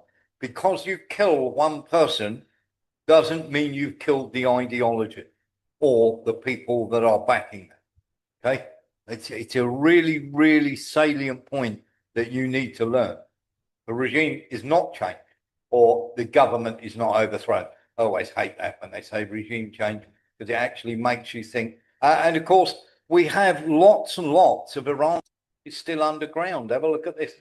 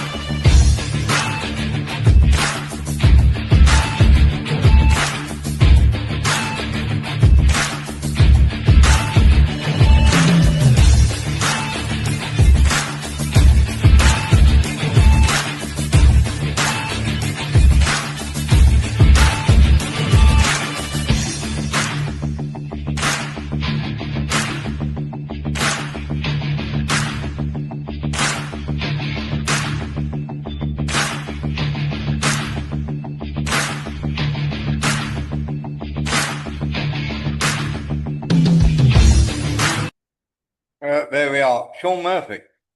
It's like we've been saying, Warren. Iran has had years and years to prepare for this, and they have prepared for it. Yeah. There's no way the Americans can actually bomb or get at those underground stocks and those underground tunnels because they're buried. They're so deep in the mountains. Yeah, they are. They are. And here's where you have a problem. Now, you know that we have good Chinese contacts. Very simply, the Chinese are impressed by the amount, and it takes quite a bit to impress them, to be honest with you, Sean. And they are impressed by the amount of work that Iran have managed to, and what Iran have managed to achieve in the space. I mean, they've been doing it quietly anyway. And of course, they were caught short the first time. And of course, they've learned from that. But they're quite willing to take the casualties. What you have to remember, and we said this last night, but just in case anybody is watching for the first time, these are people who, during the Iran-Iraq war, walked into minefields. Andrew Evans says, what is the chance for, and do you think of Iran's rockets going as far as, say, Fairfield Air Base in the UK? Absolutely zero. That was put out by the Israelis, and the whole idea is, first of all, to try and limit, as America want to do.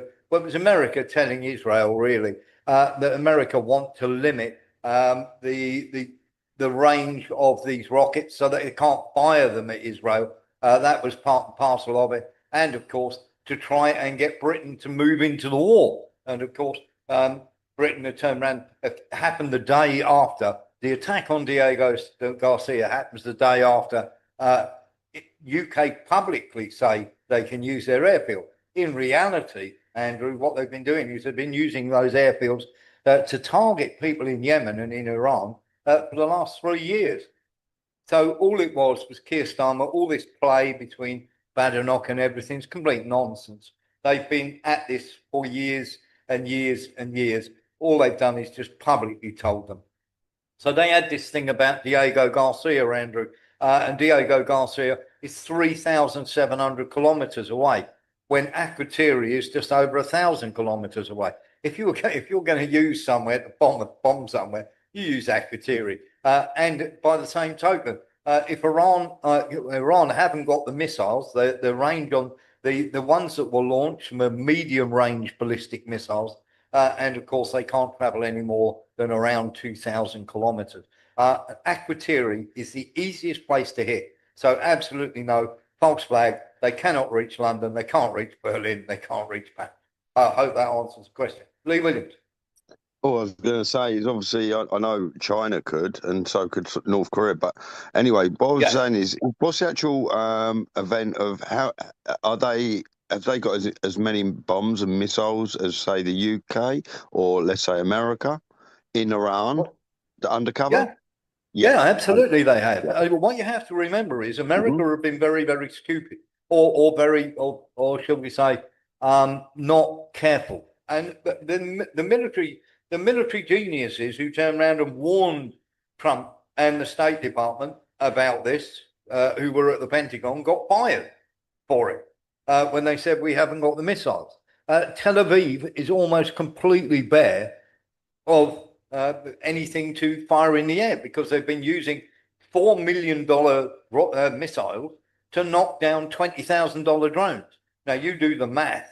It doesn't take long. And of course, you have to remember that this is the thing that they don't get. Is Iran can, right, the Soviet Union can bang out these Quran drones. They can bang out 1,000 a week. 1,000 a week that they can bang out. Okay. When you look at how many Patriot missiles America make, the PAC-2 or the PAC-3, they are currently making 850 of those a year. A year. So you don't know if that drone's flying over, whether it's a dummy or it's carrying a payload. Okay? So you've got to knock it out of the air. So you fire 3 or 4 of these missiles. How long do you think it takes you? Now multiply that by 11 bases or 14 bases that America have within 1,000 kilometers. Okay? So 14 times, say you fire 10 in a whole day. Okay? So that's 1,400. That's 1,400. So you're 500 down in one day. In one day for the whole of that area, and that's without supplying Israel. You're 500 down on that day for that one particular day because there's 850 going to be made. So you're 550 down straight away, and that's going to be every single day. So your stockpile just goes boom, nillers. Yeah, what really astounded me was that the Chinese have got factories that can turn out 4,200,000 trade drones a year.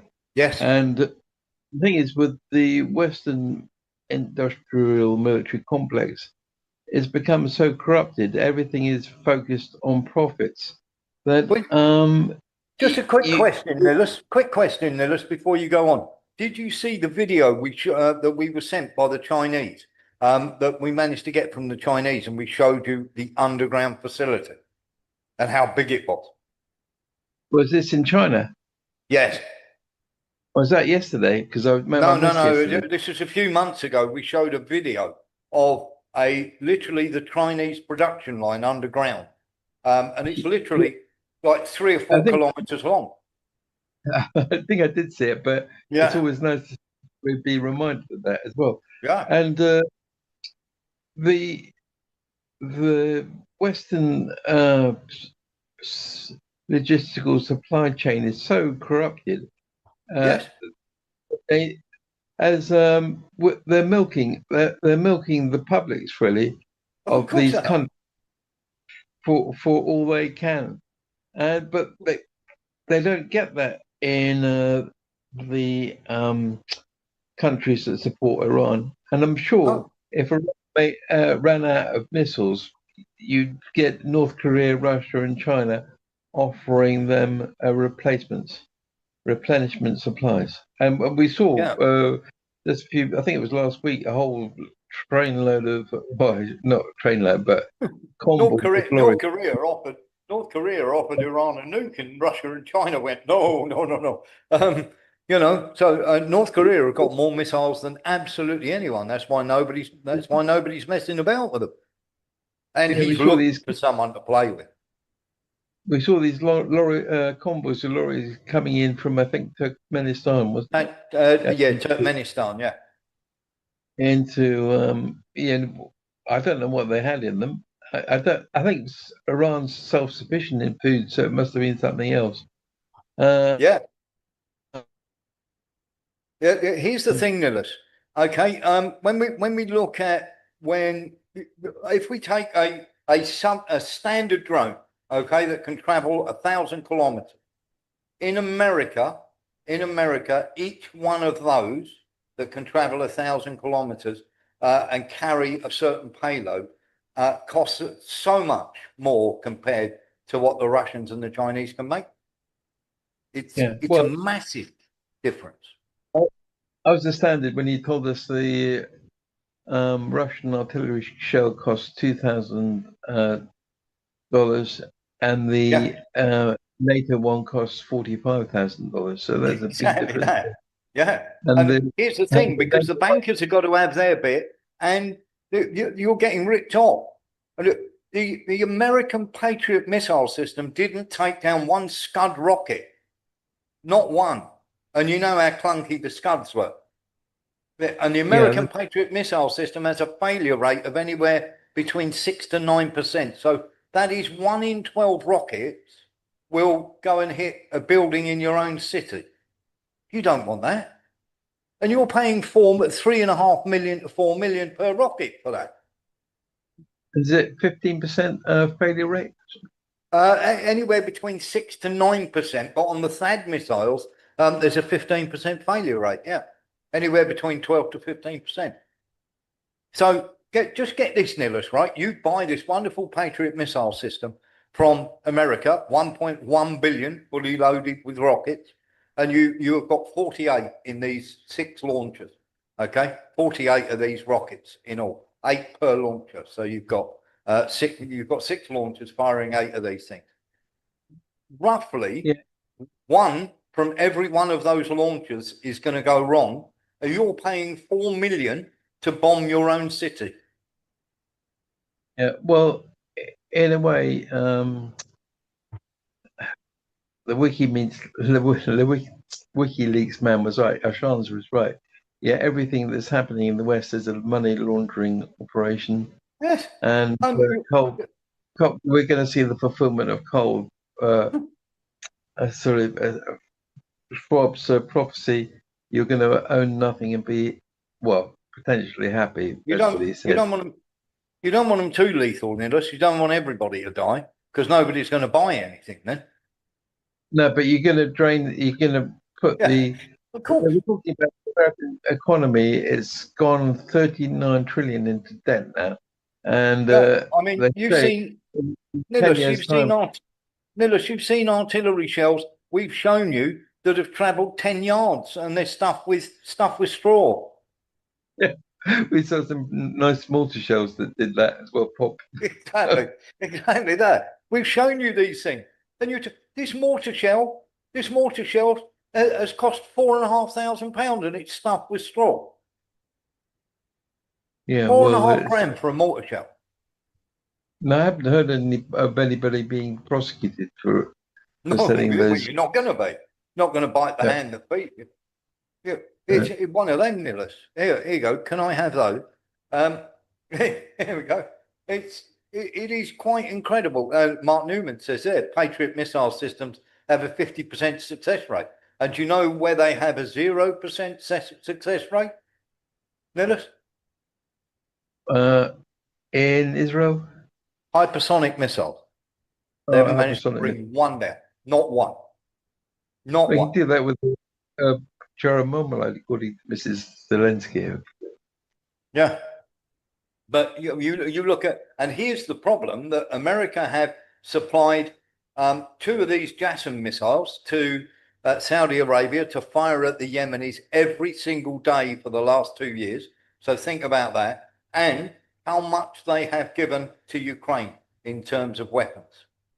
The cupboard's bare, and it's going to run out. And Trump knows it, and he's scrambling for an off-ramp. And at this moment in time, give the Iranians their due. They're going, no, you don't. We're going to make sure that this never happens again. You know? And Mark On's saying tungsten carbides, £100 per kilo a minute, £100,000 per ton. Scrap metals at sky high. If you go to Ukraine, you get all the scrap metal you need. Half of the tanks, the Bradleys, these wonderful American armored personnel carriers, these APCs, Challenger tanks. The German tanks, they said, were Ukrainian because they were that poor coming off the assembly line. They performed that poorly in the field. As soon as they left the assembly line, the Germans went, no, not our tanks, they're Ukrainian tanks. Yet they were German tanks because they were just getting blown up very, very quickly. Tanks are now obsolete in a war, apart from clearing a place out that doesn't have drones. And drones are the coming things. It's like all these idiots who said, oh, you lose 3 men for for 3 attackers for every defender. Not anymore, you don't. You just fly a drone in there and kill them. It's a really, really straightforward thing. And of course, you remember that when we went to the Chinese embassy, we got to see these drones that have sensors on them, and they flew them through a bamboo forest and then straight into this trench. It's just incredible. And you want to go and take on and the Chinese are being lined up next, Nillis. That's going to be you think this is a rude awakening. Wait till they try and take on China. Yeah, I think they're probably going to have to delay China for several more years on. Yeah, because if this carries on the way it's going on, and of course then everybody starts to feel the pinch. But eventually what happens is the Gulf states go, well, you can't protect us. But even though they are owned by America, Saudi Arabia, we know that Saudi Arabia back terrorists just as much as America and Israel do. That 80% of the world's terrorists, the world terrorism is from Sunnis. That's an absolute fact. You go and ask any CIA guy that.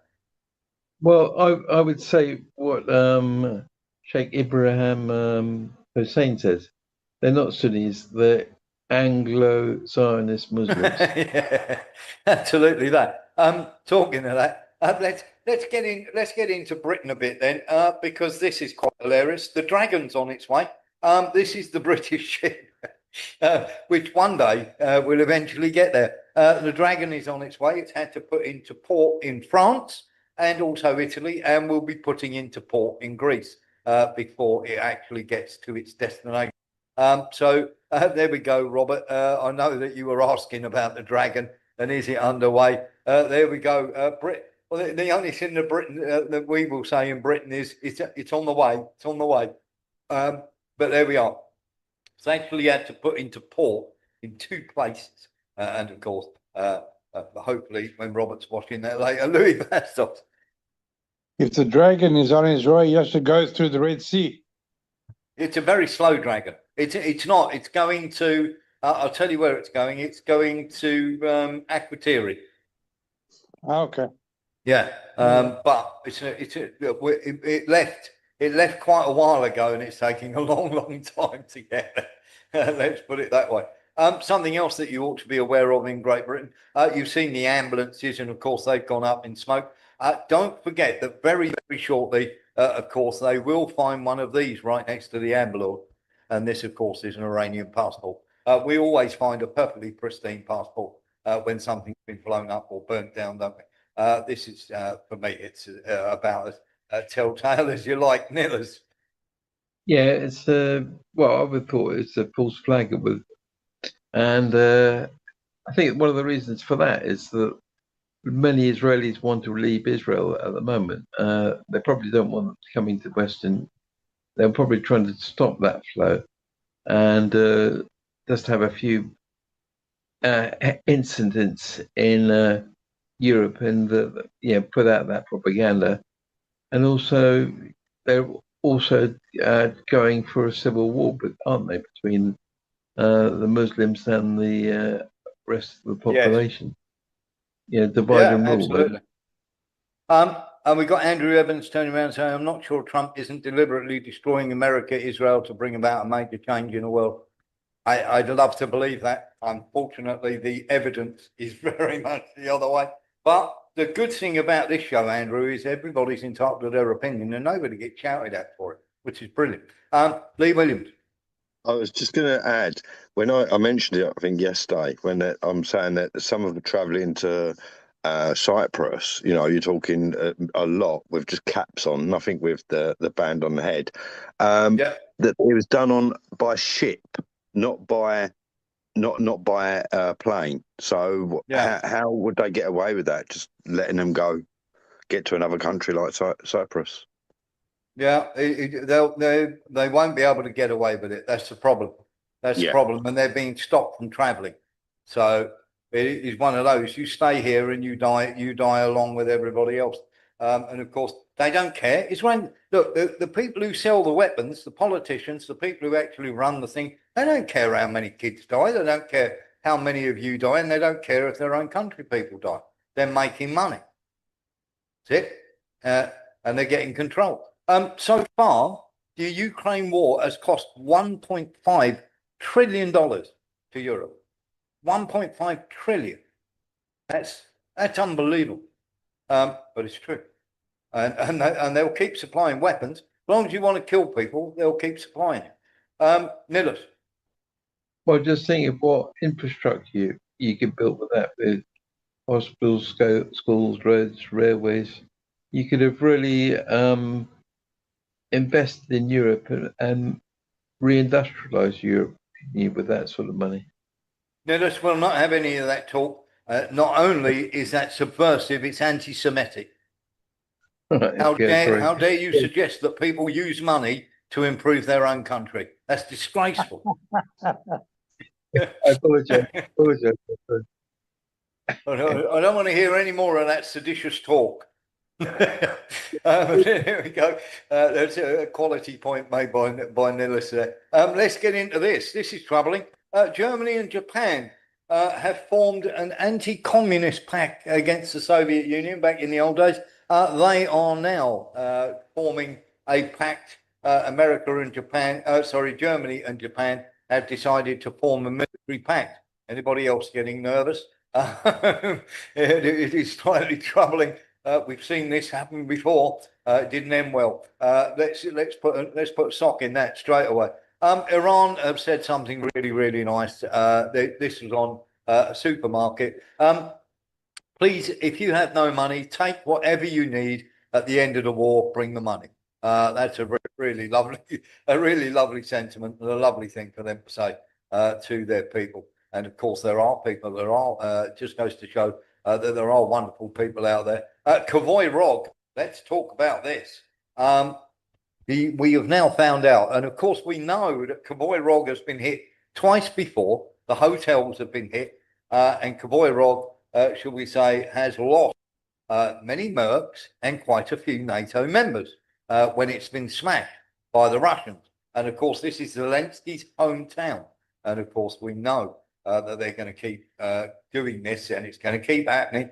But the problem that we have, and it is a massive problem, of course, is that Zelensky, of course, is a lunatic for trying to keep this Kavoy Rog pipeline of trainers and stuff going.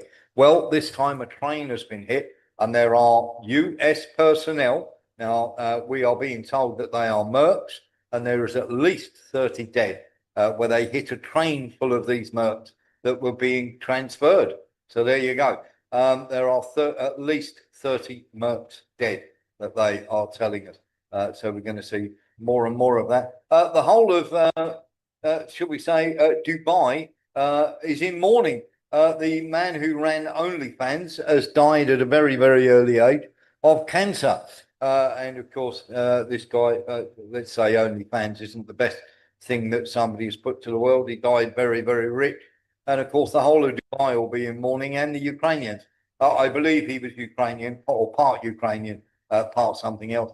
But of course, a very unscrupulous and very immoral guy who got rich off of women selling their bodies online. I can't find it in my heart to praise this guy because for me, he's a pretty horrible individual. Let's have a little look at while we're talking about Iran and, of course, Ukraine. Let's have a little look at this. Are we directly talking with Iran? Those uranium power plants. How is that different from what Russia has been doing in Ukraine by hitting Ukrainian? Well, I think it's a lot different. And if you look at the nuclear weapons that they wanted to have, that they wanted to possess, a lot of things are different. I'm not a fan of what Russia's doing either, just so you understand. All right. But it's a lot different. You're talking about a country that has been evil for 47 years. They've been horrible. There we go. So we're sort of talking, it's okay when America do it, but not when Russia do it. And let's have a little look at this night warfare drone. This is from Rybar, and it will give you a good idea of what's going on to do with everything that's going on at the moment. Have a look at this.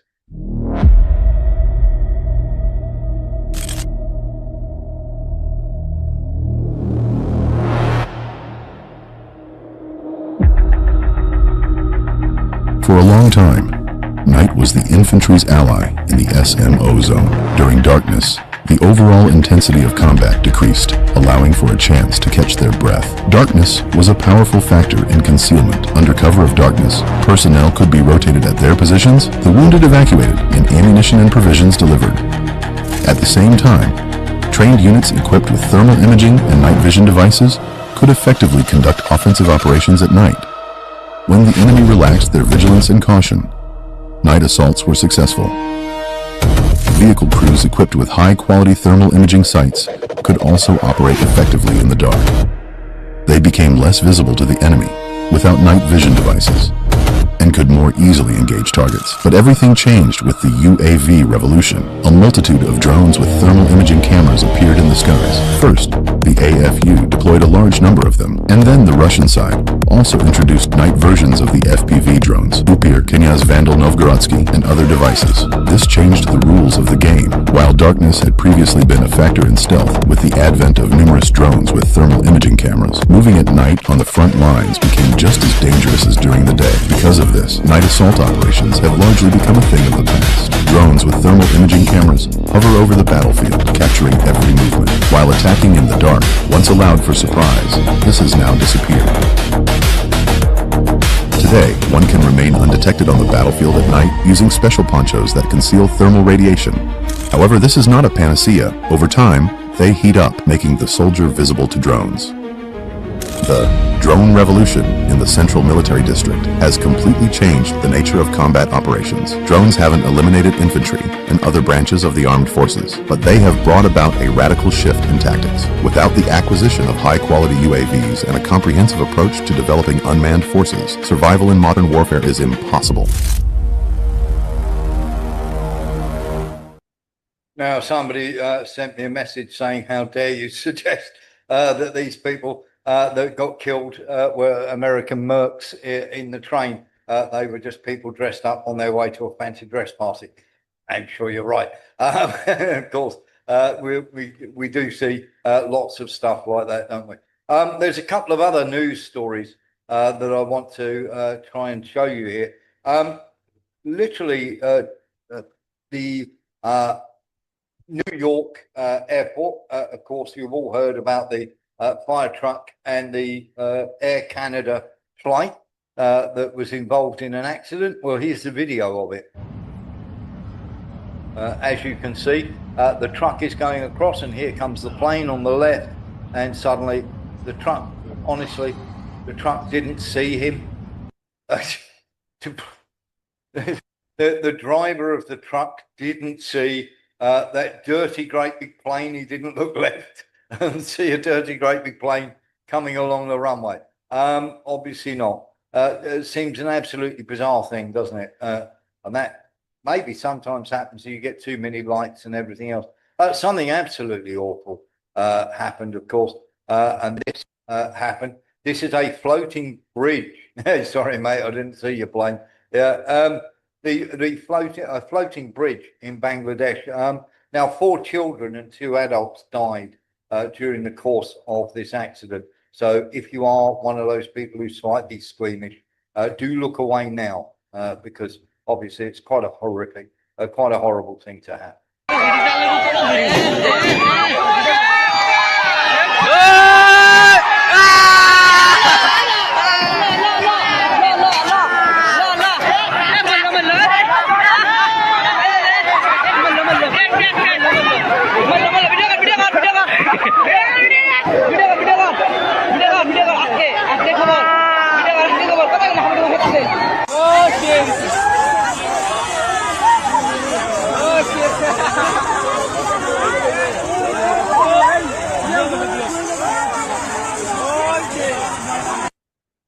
Always amazes me, absolutely amazes me that these people, should we say, don't, what's the word I'm looking for here?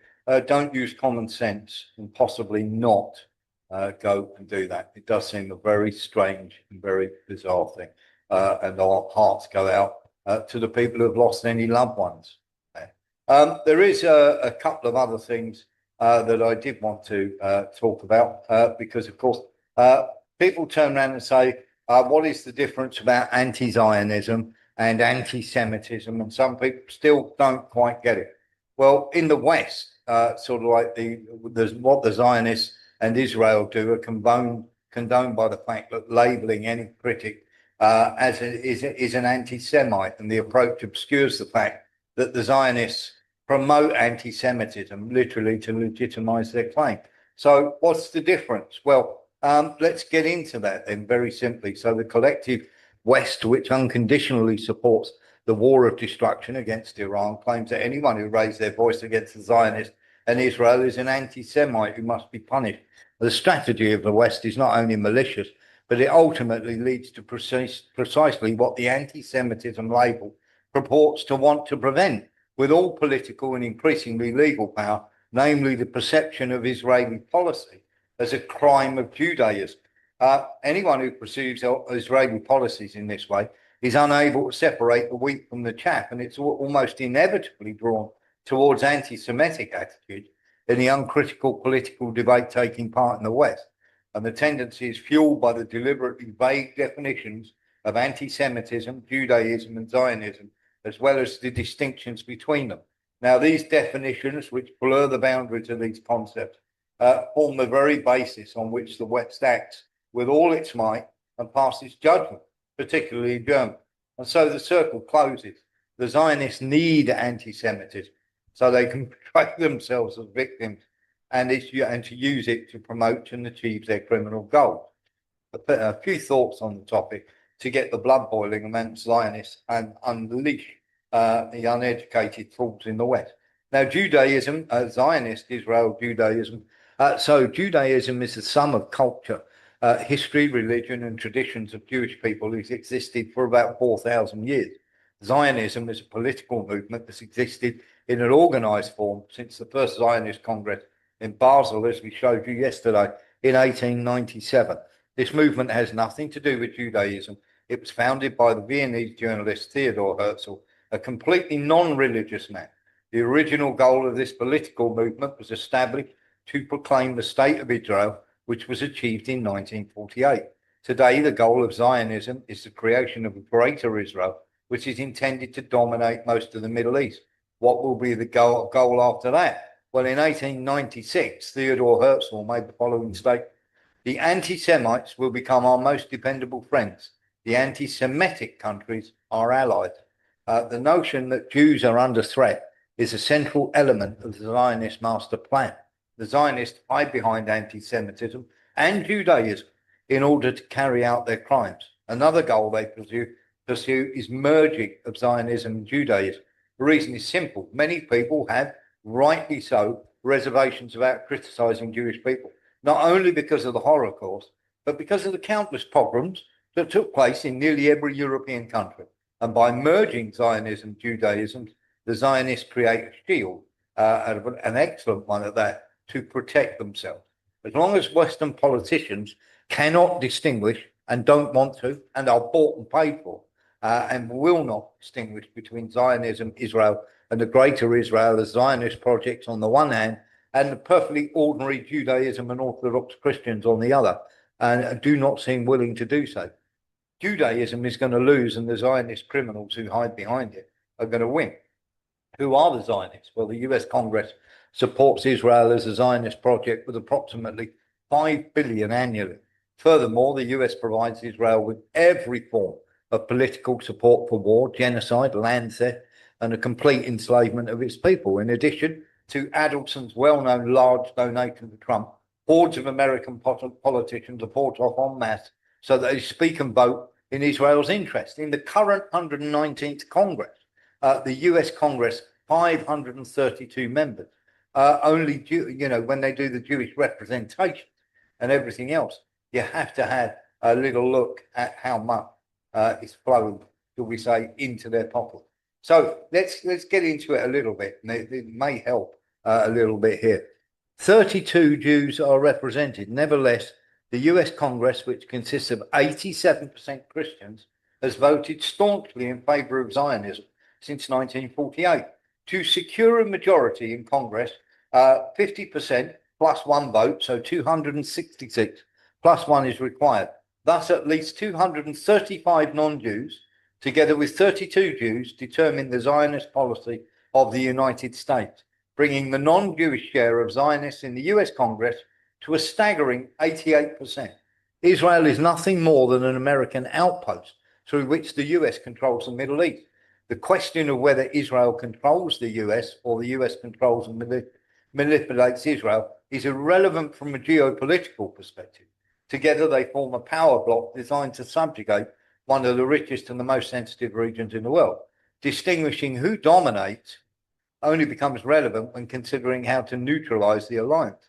So what do Jews say about Zionism and Israel? Well, in the West, especially in Europe, people are completely unaware that there are many Jews who absolutely despise and oppose Zionism and the Israeli project. Non-Jews, on the other hand, such as the German Chancellor Merz, are pursuing a Zionist agenda, regardless of the consequences. This goes so far that Friedrich Merz, unconditionally and without reservation, promotes and supports an Israeli and US attack on Iran, claiming it necessary. His hate monger, Maria Agnes Strack-Zimmerman, who works for the arms industry, supports every war as part of her job, has no qualms whatsoever about stroking hatred on a Nazi scale, and said a few days ago on the public broadcaster Ard, Iran is a plague on this earth. And this woman is absolutely horrific. Go and check her out. People have absolutely no sense or idea that in terms of communication, we've once again reached the level of Hitler and Goebbels, and ultimately, once again, at the expense of the Jews, because many Jews who oppose Zionism are being persecuted anew for something they cannot change, which is the fact that they are Jewish. And there are two Jewish speakers who assess the issue from a religious perspective, and an Israeli journalist who touches on a sore point. Now, Rabbi Abraham Silverstein is a leading Jewish scholar who advocates for animal rights within Judaism and serves on the executive director of the Voice of Rabbi. He is known for his critical stance on the biblical justification for land claims in the Middle East. I want to be clear, he said, that violence against anyone is never allowed. Let me explain further. The Zionist government cannot sustain itself without anti-Semitism. Zionists need Jewish people to live in constant fear in order for their existence as so-called Jewish saviors to look true. Zionists will always use such words as Holocaust and pogroms to describe incidents that don't even apply to Jewish people, but strictly to the Israeli government. Also, Zionists are working day and night to merge the identity of Judaism and Zionism into one. And this is where we in Britain need to separate this out. They need Jews to be held responsible for their actions, or else they cannot use anti-Semitism as a shield. They always say it's all about the Jewish people, not Israel, to get us to pay. We see this in the streets of Europe and now also in America. It must be stopped. Zionists are working for their selfish agendas at the expense of these people. Now, Gideon Levy is an Israeli journalist who is a vocal critic of Israeli policy and condemns the widespread belief among Israelis that they are superior to the rest of the world. He sarcastically criticized the following points. If Israel are the chosen people, Israelis are the great victims, the only victims, and Palestinians are subhuman, then obviously makes them superior. Not only does the West give the criminal Zionists carte blanche to commit genocide and wage illegal wars, acts that under the Nuremberg criteria would be punishable by death. It also finances these malicious deeds at the expense of taxpayers who are driven into poverty as a result of these wars. And anyone at all who speaks up against this is labelled an anti-Semite and ostracised by people who don't even realise that anti-Semitism is actually the very lifeblood of Zionism. Nicholas. Oh, Nicholas has got his hand up. I would put it a lot I would put it a lot simpler. I would say Semitism and the Jewish people were that step and platform in which allowed Christ, the Messiah, to come into the world. Whereas Zionism is that platform and step which will allow Antichrist or the Dajjal to come into the world. Yeah, that's getting into the religious aspect of it. I'm trying to Well, for me, separate it to say to people, look, there's Orthodox Jewish people and there's Zionism in Israel on the other side. And we need to make that distinction. oh yeah, definitely, yeah. That As was we the know, whole point of me reading out my monologue there. yeah, some of the most persecuted people in Israel are actually Orthodox Jews, aren't Orthodox Jews, they're getting beaten all the time. And let me be absolutely clear here so that we make this absolutely clear for anybody who's watching. Zionism is a disgraceful, horrible thing that is invented by the state of Israel to protect themselves and shield themselves from the horrific practices they carry out, which are the same things that the Jews suffered in the 1930s and the 1940s. Okay? Is Jewish people or Judaism, the Jewish, Orthodox Jewish people are wonderful, nice, lovely, peaceful people. And before 1840, until Great Britain got involved, they lived peacefully alongside Christians and Muslims.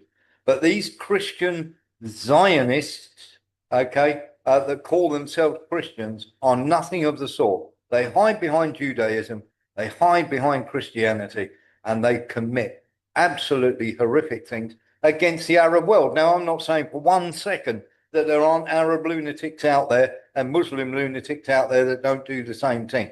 But they don't get away with it anywhere near as much as these people do. These people get away with it all the time by saying Holocaust and everything else. Now, the religious aspect of that, Nilis is right. The religious aspect is a slightly different thing. And of course, there are sects within, should we say, Zionism, where these people are just as crazy. And there are sort of like these mad people. And the question of religion also pops up. But let's be clear with it, on a non-religious side here, because Zionism is not religious, but it pretends to be. Zionism has nothing to do with religion, because there are not many religions out there that literally turn around and say, it is okay for you to go and kill kids. It just doesn't exist. And anybody who says it does is taking the teachings of that book, whichever book it might be, the Talmud, or, you know, the Quran or whatever. It's literally taking the teachings of that book and using it for your own ends. Horrible, horrible people hide behind religion. Jim. Sorry, Warren. I just wanted to point out that the Zionists have been trying this conflation for such a long time. Yes. And the irony of it is, when we go back to the 7th of October, these people that were mown down by the Israeli helicopter, they were coming from where? They were coming from a night, what you call it? A concert, yeah. A concert, yeah. right? Yeah. But they forget that that was the beginning of the Sabbath, Friday night. Yeah. And on Saturday morning, these guys coming home. But they didn't mention that. It was Jews that were killed. Exactly. Here's the thing, Jim. The Zionists do not care about how many Israelis they kill. If you've got to die for the greater cause, that's exactly what you will do. These people are as bad as the monsters we had. Do you know what I mean? Well, that's very true, because even Ben Gurion had said that we did a deal to get into Palestine with the Nazis. Yeah. But it's going to be like a bump on the road, you know, a flat tire on the road. The rest of the Jews will forget it very quickly, and we just move on. So they just use the Judaism to get to the objective. Exactly that. And it is one of them almost, isn't it, where they go, whatever works. Would that be fair, Jim? Yeah, that'd be very fair. They just grab anything to make it. If it works, we're going to use it. They don't care how it hurts somebody or anything. Yeah, or the institutions, you know. It is quite a staggering thing when you look at it. And I mean, there are many people out there who have to sort of look at everything in you know, you look at it in the round, don't you, and go, you know, it's going to, these people are going to stop at some stage. They're not going to stop. I genuinely believe this, Jim, and anybody's free to disagree. But I believe that the Americans, with using the Zionism or Judeo-Christian nonsense that they come out with, you can't put Zionists in with Judeo-Christians. They're just monsters. These are people who use that word. I believe the whole idea is to empty the whole of the Middle East and have all the oil, have all the minerals and everything else, and that playground, if you like, to make it just the rich, the rich Arabs. They've all converted. I mean, look at Saudi Arabia. They're in Israel's pocket. They sponsor terrorism all over the place. Very simply, what will happen is every single person who is in the Middle East will be moved out into Europe and other countries. And eventually, this area, America, will just be America. And this will be the rich people's paradise, the playground, the utopia. It'll be modern. It'll be beautiful. Look at Dubai and everything else. If you haven't got money, go and live in Dubai. See how you get on. All the rich people have all got places there. And of course, we know that prostitution and everything else is absolutely right. And this is what it's going to be. It's going to be a hedonistic playground, the whole of the Middle East. And of course, the oil will keep pumping. They'll have people to pump the oil and everything else. And everybody else will be left to go to rack and ruin. And there won't be, Europe is already destroyed. They've already destroyed it. And I think they won't stop until eventually they've moved everybody out of the Middle East. And they have this, if you like, utopia. And then you'll all be living with windmills and everything else while they're driving around in their flash cars, caring nothing about climate change. People may turn around and say, that seems a very simplistic view. But it's where we're headed.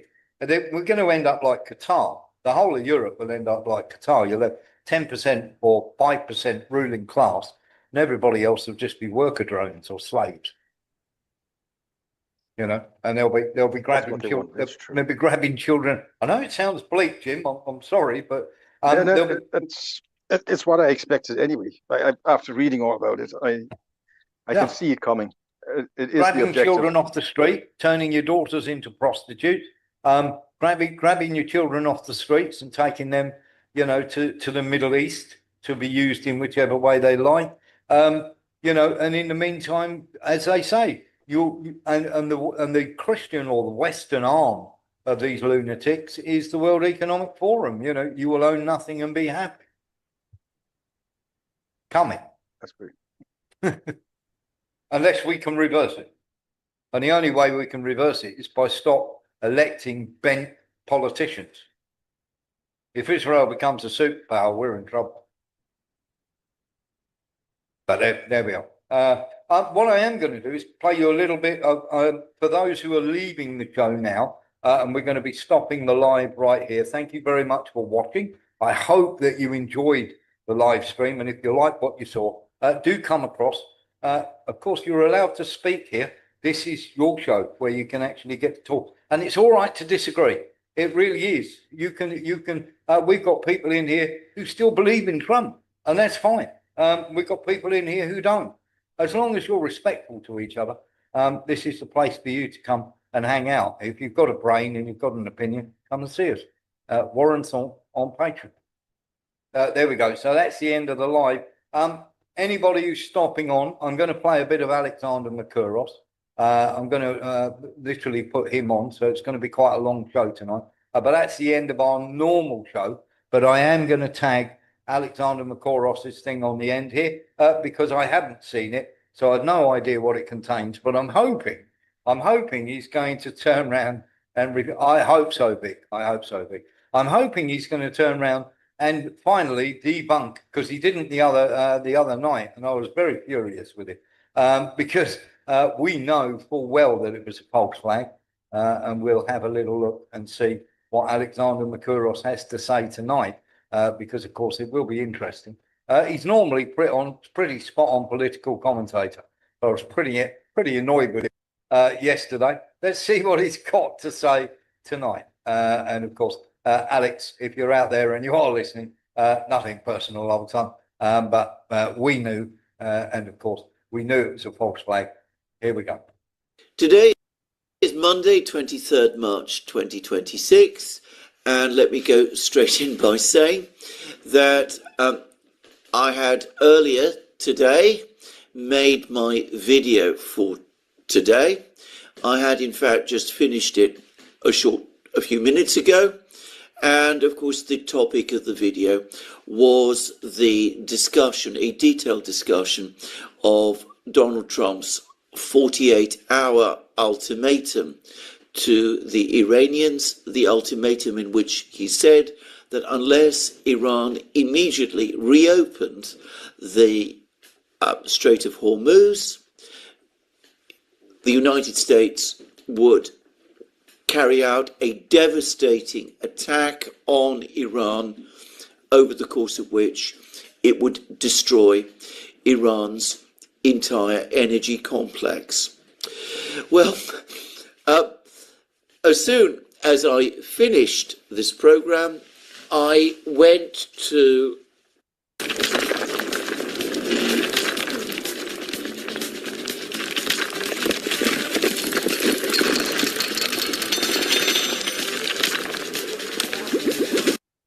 Donald Trump's Truth Social page, and there I read this comment, another post from Donald Trump, and he says the following: "I'm pleased to report that the United States of America and the country of Iran have had, over the last 2 days, very good and productive conversations regarding a complete and total resolution of our hostilities in the Middle East, based on the tenor and tone of these in-depth, detailed and constructive conversations, which will continue throughout the week.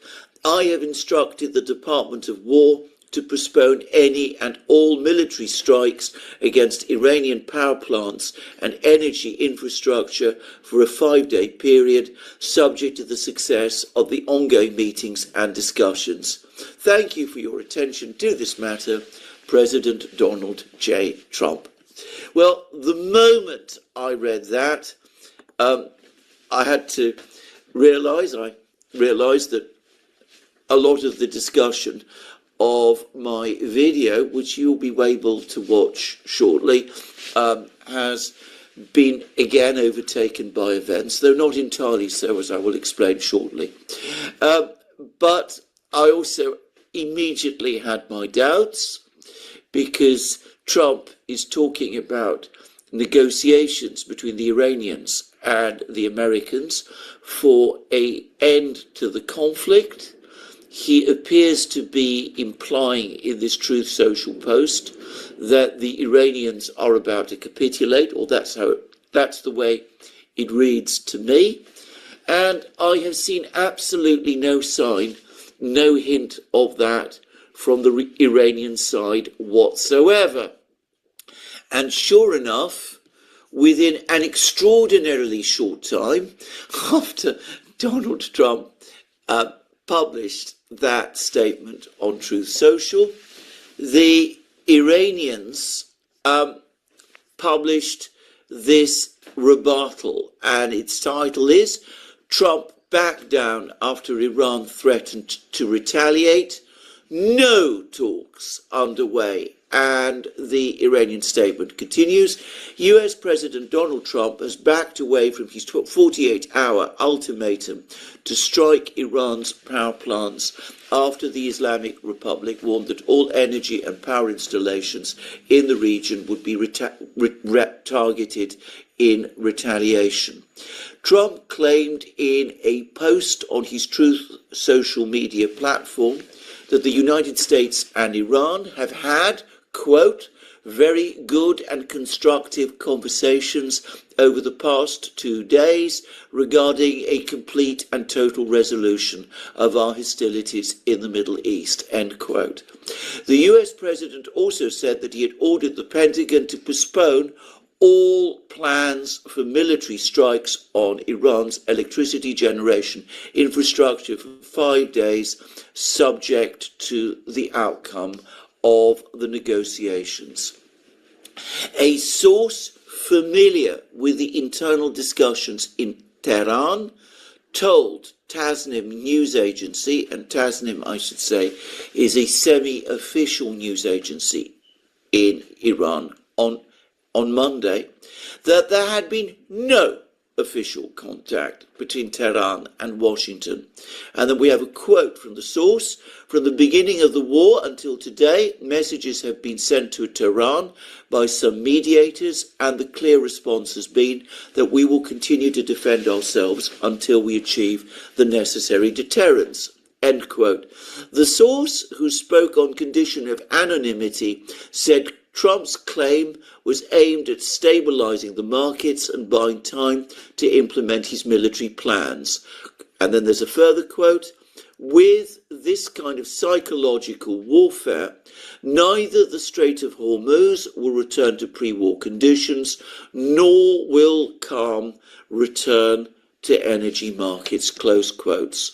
So the Iranians, in other words, are straightforwardly denying Trump's assertions that there have been the in-depth, comprehensive discussions, conversations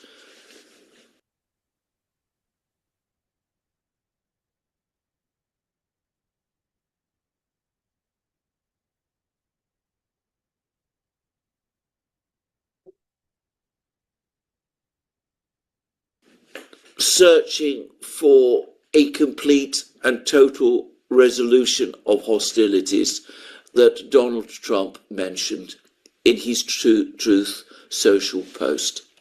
And I have to say this, based on everything that has happened, based on everything that I've heard from the Iranians and that I have seen play out in the Middle East over the last 3 weeks, I have no hesitation whatsoever in preferring the American account to President Trump's.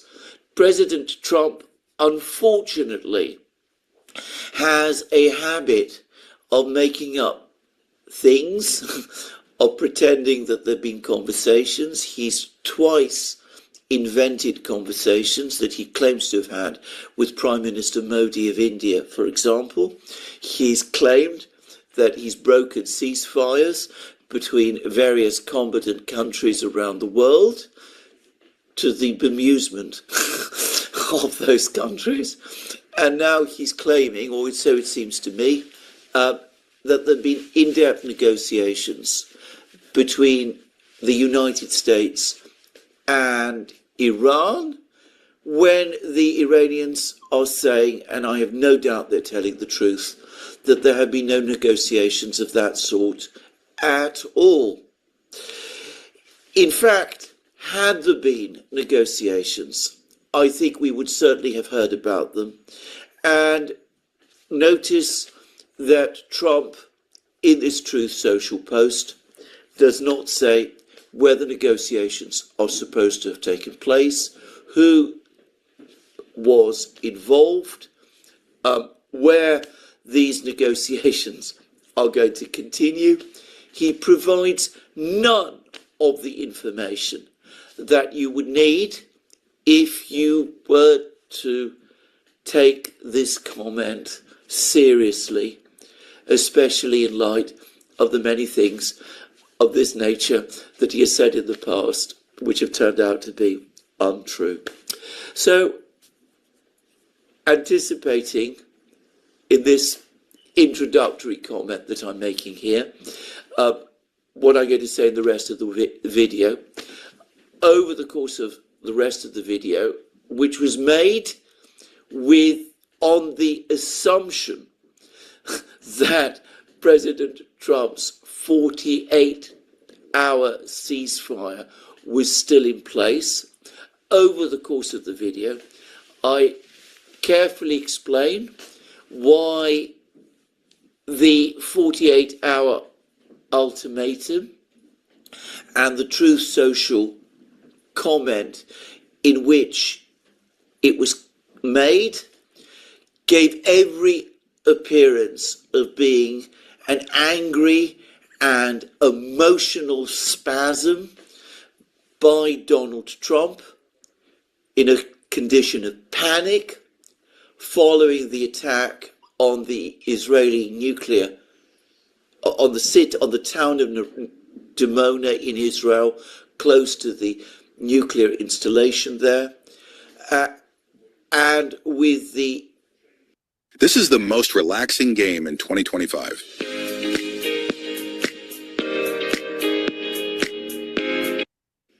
Worries that must be affecting him about the deepening crisis in global energy markets.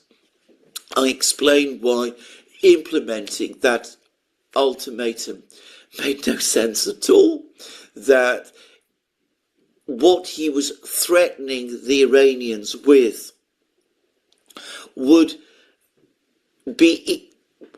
could not be done within any sort of time frame that made military or political sense, but that if Donald Trump were to conduct an attack of that kind, it would undoubtedly, as the Iranians have warned, provoke a massive response from Iran, a response against energy facilities, energy production facilities across the Middle East, which, far from reducing the problems that Donald Trump and the United States are facing, would merely make those problems much worse, far worse even than they already are.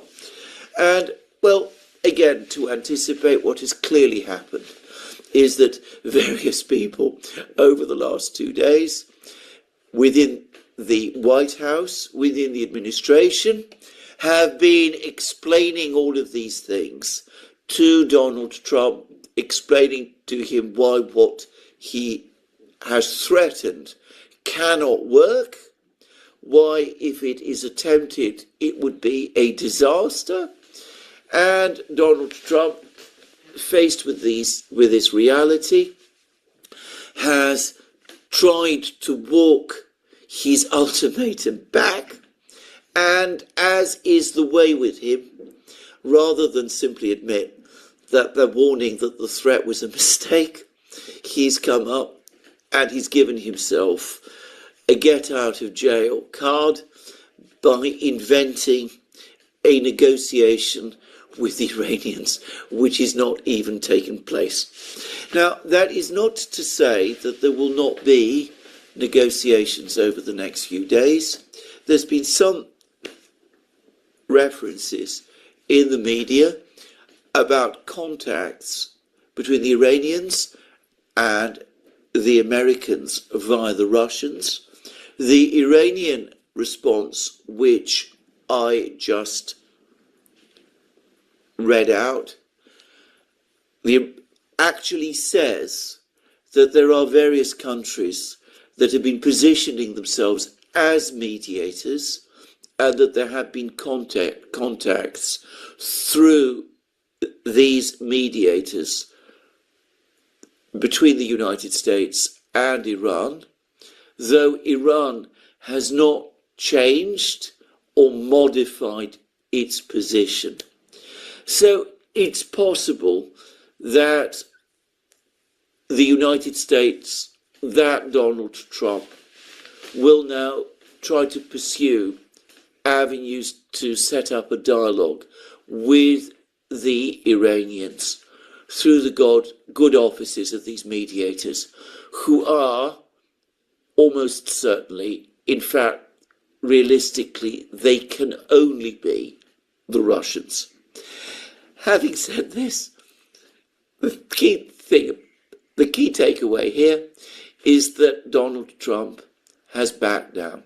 He has blinked. He was right to back down. It would have been an act of supreme folly to act on his ultimatum of 2 days ago. But having said that, it would have been far better if that ultimatum had never been made in the first place. This strange behaviour is going to reinforce the opinion in Tehran that they have Trump on the run. And it is also going to reinforce the view of the Russians that in dealing with Trump, they have an unstable actor who changes his position from one moment to the next and from one day to the next. And I'm going to finish this intro by also saying that there's been a lot of speculation which leads off that Iranian statement that Trump